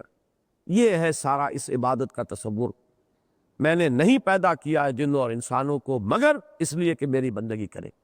البتہ یہ کہ اس بندگی کے تصور میں صرف نماز روزہ کو لے آنا، یہ تو میں سمجھتا ہوں کہ بڑا محدود تصور ہے، اور الحمدللہ یہاں میں نہیں سمجھتا کہ کوئی ایسا شخص ایک بھی ہو جو اب اس سطح پر رہ گیا ہو۔ یہ تصور تو اب عام طور پہ آ چکا ہے کہ کامل اطاعت اللہ کی، لیکن اس میں کمی ہے کہ محبت کی اہمیت کا بہت سے لوگوں کو ابھی شعور نہیں ہے جیسا کہ ہونا چاہیے۔ اطاعت مارے باندھے کی بھی ہوتی ہے، اور اطاعت وہ بھی ہوتی ہے جو شدید محبت کے ساتھ ہوتی ہے۔ تو عبادت کا جو ادنا ہے معاملہ وہ اس وقت پورا ہوگا جبکہ وہ غایت الحب مع غایت الذل والفضول، حد درجے کی محبت، حد درجے میں اللہ کے سامنے بچ جانا۔ اس میں ایک اور پردہ ابھی حائل ہے، وہ میں اٹھا دینا چاہتا ہوں۔ یہ دعوت و تبلیغ عبادت میں ہے کہ نہیں؟ یہ اقامت دین کی جد و جہد عبادت ہے کہ نہیں؟ اس مغالطے میں ہم میں سے بھی اکثر لوگ مبتلا ہیں۔ جب پھر بحث آتی ہے تو عبادت کا جب معاملہ آئے گا تو وہ نماز روزے پہ آ جائے گا، فرض سے آگے گزرے گا تو نوافل پہ آ جائے گا، لیکن یہ تصورات خارج۔ تو اقامت دین کا حکم کس کا ہے؟ ان اقیم الدین کس نے فرمایا؟ جاہدوا فی سبیل اللہ کس کا حکم ہے؟ انفقوا فی سبیل اللہ ولا تلقوا بایدیکم الی التہلکہ کس کا فرمان ہے؟ انفاق فی سبیل اللہ ہو، جہاد فی سبیل اللہ ہو، قتال فی سبیل اللہ ہو، اقامت دین کی جد و جہد ہو، دعوت و تبلیغ میں جان کھپ رہی ہو، یہی تو اطاعت ہے اللہ کی۔ اطاعت سے باہر کا نہیں۔ تو یہ سمجھ لیجئے کہ یہ وہ حدیث جبرائیل کے بھی دو ورشنز آتے ہیں، بلکہ متعدد ہیں۔ ان میں سے ایک میں تو آتا ہے احسان کی تعلیم، میں نے پچھلی مرتبہ بھی آپ کو سنائی تھی وہ حدیث، ان تعبد اللہ کانک تراہ فإن لم تکن تراہ فإنہ یراک، اور دوسری روایت میں ان تعمل للہ کانک تراہ فإن لم تکن تراہ فإنہ یراک، تم اللہ کے لیے محنت کرو، بھاگ دوڑ کرو، جد و جہد کرو، جان کھپاؤ، مال لگاؤ، اس ایسی کیفیت کے ساتھ، ایسی وارفتگی کے ساتھ، اتنے والہانہ انداز میں گویا کہ تم اسے دیکھ رہے ہو۔ تو عبادت کے اس پورے تصور کو اسے ایک علیحدہ کھاتا نہ سمجھ لیجئے، بلکہ بندگی، اسی بندگی میں ہے یہ کہ اپنی جان اور مال کھپا دو اللہ کے دین کے قیام کے لیے، اللہ کے دین کے غلبے کے لیے، کلمت اللہ کے بلند کرنے کے۔ ما ارید منہم من رزق وما ارید ان یطعمون، اس میں عام طور پر جو مفہوم سمجھا گیا اور جو قرآن مجید کے دوسرے مقامات سے بھی آیا ہے وہ تو صاف ہے، سیدھا ہے، اور اس میں اتفاقی بات ہوگی، یعنی متفق علیہ ہے۔ ایک مفہوم ہے جس کی طرف اصلاحی صاحب نے اشارہ کیا ہے اور وہ بہت لطیف ہے اور بہت عمدہ ہے۔ ما ارید منہم من رزق، میں نہیں چاہتا ان سے کوئی رزق، وما ارید ان یطعمون، اور نہ میں ان سے یہ چاہتا ہوں کہ مجھے کچھ کھلائیں پلائیں۔ تو عام طور پر پہلے ٹکڑے کا مطلب بھی وہی سمجھا جاتا ہے جو دوسرے ٹکڑے کا ہے۔ ہمیں کوئی رزق تو نہیں تم سے چاہیے، ہم رزق دیتے ہیں تمہیں، ہمیں کوئی کھانے پینے کی احتیاج نہیں۔ ایک اس میں لطیف طنز بھی ہے کہ تم تو بتوں کے سامنے تو چڑھاوے چڑھاتے ہو، ہمیں تو کسی چڑھاوے کی ضرورت نہیں، ہمارے نام پر اپنے ہی بھائی کو دو گے وہ گویا کہ ہمارے پاس آ گیا، اپنے ہی ابنائے نو، اپنے ہی کسی یتیم بتیجے کو، اپنی ہی کسی رشتہ دار خاتون کو جو بیوہ ہو گئی ہو، اپنے ہی کسی غریب بھائی کو، اپنے ہی کسی انسان ہم جنس اور ہم نوع کو اگر دیتے ہو، ہمیں تو نہیں چاہیے کچھ، ہم تو ان احتیاجات سے بری ہیں۔ تو ما ارید منہم من رزق وما ارید من ان یطعمون، ایک تو دونوں کا مفہوم یہی لیا گیا ہے عام طور پر، اور یہ متفق علیہ۔ لیکن اصلاحی صاحب نے جو یہاں بات کہی ہے جس کی بڑی قدر ہے میری نگاہ میں، کہ پہلی بات کا اصل میں اشارہ ہے کہ ہم نے تم پر بھی رزق کا بوجھ نہیں ڈالا، تمہارے رزق کا بوجھ بھی ہم نے اپنے اوپر لیا ہوا، یہ تم نے خود حماقت کر کے جو ہے اس کو اپنے اوپر اوڑھ لیا ہے ذمہ داری کو، تو ما ارید منہم من رزق، میں نہیں چاہتا ان سے کوئی رزق، یعنی کہ وہ اپنے رزق کے لیے جو بھاگ دوڑ اور محنت اور جد و جہد وہ کرتے ہیں، اس سے بھی میں انہیں بری کر دوں گا اگر انہیں مجھ پر یقین ہو اور توکل ہو، میں وہاں سے دوں گا۔ وَمَن يَتَّقِ اللَّهَ يَجْعَل لَّهُ مَخْرَجًا وَيَرْزُقْهُ مِنْ حَيْثُ لَا يَحْتَسِبُ، بشرطے کہ یقین۔ تو یہ جد و جہد اور معاش، اب کیا کریں جی، اب یہ ہے جی چکر ہے، اب یہ ضروریات ہیں جی، اب یہ بچے ہیں جی، فلاں ہے اور یہ ہے، حقوق العباد بھی تو ہے نا جی، یہ سارے چکر جو تم نے در حقیقت اپنے وہ چور دروازے اپنے لیے نکالنے کے لیے، اصل میں دل میں چور کیا ہے؟ زیادہ سے زیادہ عیش چاہیے، زیادہ سے زیادہ عزت چاہیے، معاشرے میں عزت ہے ہی پیسے سے، لہذا پیسہ ہوگا تو عزت ہوگی، ہمیں زیادہ سے زیادہ آسائشیں چاہیے، یہ چیزیں ہیں اصل، لیکن یہ کہ اس کے لیے نہ معلوم کہاں کہاں کے دلائل جن سے کہ انسان اپنے آپ کو بری کرتا ہے، ایگزمپٹ کرتا ہے، یہ دین کا کام تو اب نہیں ہو سکتا، لگو دنیا کی طرف۔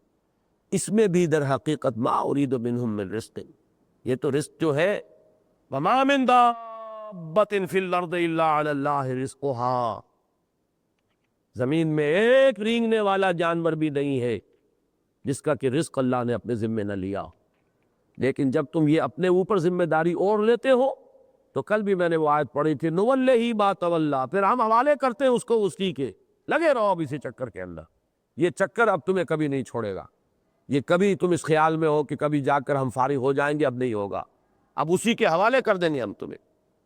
تو عبادت کے اندر اس مفہوم کا شامل ہونا جو عام طور پر ذہنوں میں نہیں ہے کہ در حقیقت اللہ کے حکم کے تحت جو کام بھی کیا جا رہا ہے وہ عبادت ہے، چاہے وہ اقامت دین کی جد و جہد ہو، چاہے وہ دعوت و تبلیغ ہو، چاہے وہ حصول علم ہے کسی مقصد کے تحت، لیحیی بہ الاسلام، کہ اسلام کو اس کے ذریعے سے زندہ کرنا ہے، یہ سب عبادت ہے، اور انسان اس کے لیے اپنے آپ کو خالص کر لے تو رزق کا معاملہ جو ہے اللہ نے اس پر ڈالا ہی نہیں ہے، اگرچہ وہ اللہ اپنے یقین کا اور اپنے اوپر توکل حقیقتاً کتنا ہے اس کا ذرا امتحان لیتا ہے، ذرا ٹھوک بجا کر دیکھتا ہے، اس کے بعد ذمہ داری خود لیتا ہے۔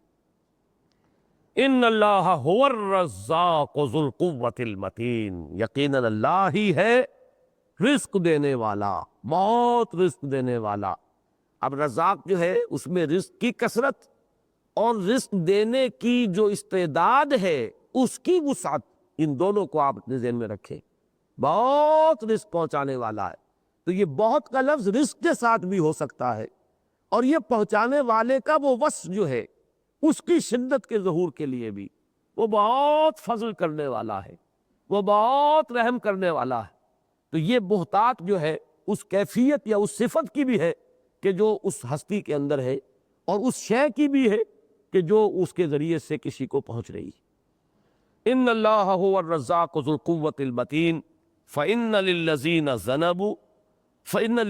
ظلموا ذنوبا مثل ذنوب اصحابہم فلا یستعجلون، یہ لفظ ذنوب کو یہاں ذرا پہچان لیجئے، یقیناً ان لوگوں کے لیے جنہوں نے کہ ظلم اور شرک اور کفر اس کی روش اختیار کی ہے، اب ان کے پیمانے بھر رہے ہیں، جیسے کہ پیمانے بھرے تھے ان کے ساتھیوں کے، جیسے ان کی پہلی قومیں تھی عاد اور سمود، اس میں ذنوب کا لفظ میں عرض کر رہا ہوں کہ اس کو پہچان لیں۔ ذم کا لفظ عربی زبان میں آتا ہے جانور کی دم کے لیے، اس کی جمع ہے ذنوب، زال جو ہے اس کی پیش کے ساتھ، یہ ہے ذنوب، یہ مختلف ہو گیا لفظ، زبر اور پیش سے زمین و آسمان کا فرق ہو جاتا ہے، تو ذنب تیل، اس کی جمع ذنوب، ذنوب جو ہے فعول کے وزن پر ہے، جو کہ مبالغے کے لیے آتا ہے، بہت لمبی دم والا، جس کی دم بہت لمبی ہو، یہ اس کے لفظی معنی ہے۔ چنانچہ ذنوب کا لفظ استعمال ہوتا تھا عربی میں اس گھوڑے کے لیے جس کی دم لمبی ہو، وہ ذنوب ہے۔ اچھا، اب یہاں یہ ضم کس معنی میں آیا؟ اس کے دو معنی اب لیجئے گا، ایک تو ضم کے معنی گناہ بن گئے، کیسے بن گئے؟ کہاں دم کہاں گناہ، اب یہ عجیب، یعنی بظاہر جو ہے بڑا لمبا چوڑا 1000 فرسنگست والا فاصلہ ہو جائے گا، لیکن سمجھیے کس طریقے سے زبان جو ہے، اس کو کہتے ہیں فقہ اللغہ، زبان کے اندر ایک بصیرت کا پیدا کرنا، لفظ کہاں سے چلا، کیوں بنا، کیسے معنی پیدا ہو گئے. جب یہ ہوگا تو آپ کو ایک بصیرت بات بھی حاصل ہوگی. دیکھیے دم ہوتی ہے پیچھے، جانور کے پیچھے رہ جانا، یہ ہے ذنب، گناہ. آپ سے ایک معیار مطلوب تھا کہ یہ کام آپ نے کرنا، آپ نہیں کر سکے، پیچھے رہ گئے. اس معنی میں اسم، الف سا اور میم اسم، وہ بھی اسی معنی میں. آسما کہتے ہیں اس اونٹنی کو جو پیچھے رہ گئی، قافلے کے ساتھ نہیں چل پا رہی. قافلے کے ساتھ تو ساتھ چلے گی، تو قافلے میں ہے پیچھے رہ گئی تو ایک تنہا اونٹنی ہے، قافلے میں تو نہیں رہی، تو وہ آسما ہے. بسا اوقات قافلے کو رکنا پڑتا ہے کہ وہ بیچاری بھی آ جائے، ساتھ مل جائے. تو جو پیچھے رہ گئی وہ آسما، جو پیچھے رہ گیا اپنے عمل میں وہ آسم، گناہگار. فرائض تھے ادا کرنے تھے، نہیں کیے، گناہگار. آسم، پیچھے رہ گیا. اسی طریقے سے وہ دم پیچھے رہتی ہے. تو پیچھے رہ جانا جو ہے وہ ہے ذنب. یہاں سے تو یہ مفہوم استعمال ہوا گناہ کے لیے. یہاں کس معنی میں آیا ہے؟ عرب ڈول کو بھی کہتے تھے ذنبن، ذنوب. کیوں کہتے تھے؟ اس ڈول کو بھی کبھی آپ نے دیکھا ہوگا، اس کے ساتھ جو رسی جو ہے وہ ایک بہت لمبی دم کے مانند ہے. تو یہ دم والی شے جو ہے وہ ڈول، جو پانی میں آپ نے نیچے پھینکا ہے اور پھر اس کو کھینچا ہے، اس کو ڈول کے لیے بھی یہ لفظ استعمال کرتے تھے. اور ظاہر بات ہے کہ جس معنی میں آپ لفظ استعمال کرتے ہیں، پیمانہ اب بھر گیا، بھرگے گا تو چھلکے گا. تو یہ ہے اصل میں وہ مفہوم جس میں یہ لفظ یہاں آیا کہ اے قریش، اب تمہارا پیمانہ بھی چھلکا چاہتا ہے. جس طریقے سے کہ ایک وقت آیا تھا، ہم نے ڈھیل دی تھی جتنی دی. قوم نوح کو کتنی ڈھیل دی؟ 950 برس. ہم نے قوم ہود کو کتنی ڈھیل دی؟ ہم نے قوم لوط کو کتنی ڈھیل دی؟ ہم نے آل فرعون کو کتنی ڈھیل دی؟ تمہیں بھی بہت ڈھیل دی ہے ہم نے، رسی بہت دراز کی ہے تمہاری. لیکن اب ڈول بھر چکا ہے. جب ڈول بھر جاتا ہے پھر آپ رسی ڈھیلی نہیں چھوڑتے، پھر کھینچتے ہیں. اب تمہارا بھی ڈول بھر چکا ہے، اب رسی کھینچنے ہی والی ہے.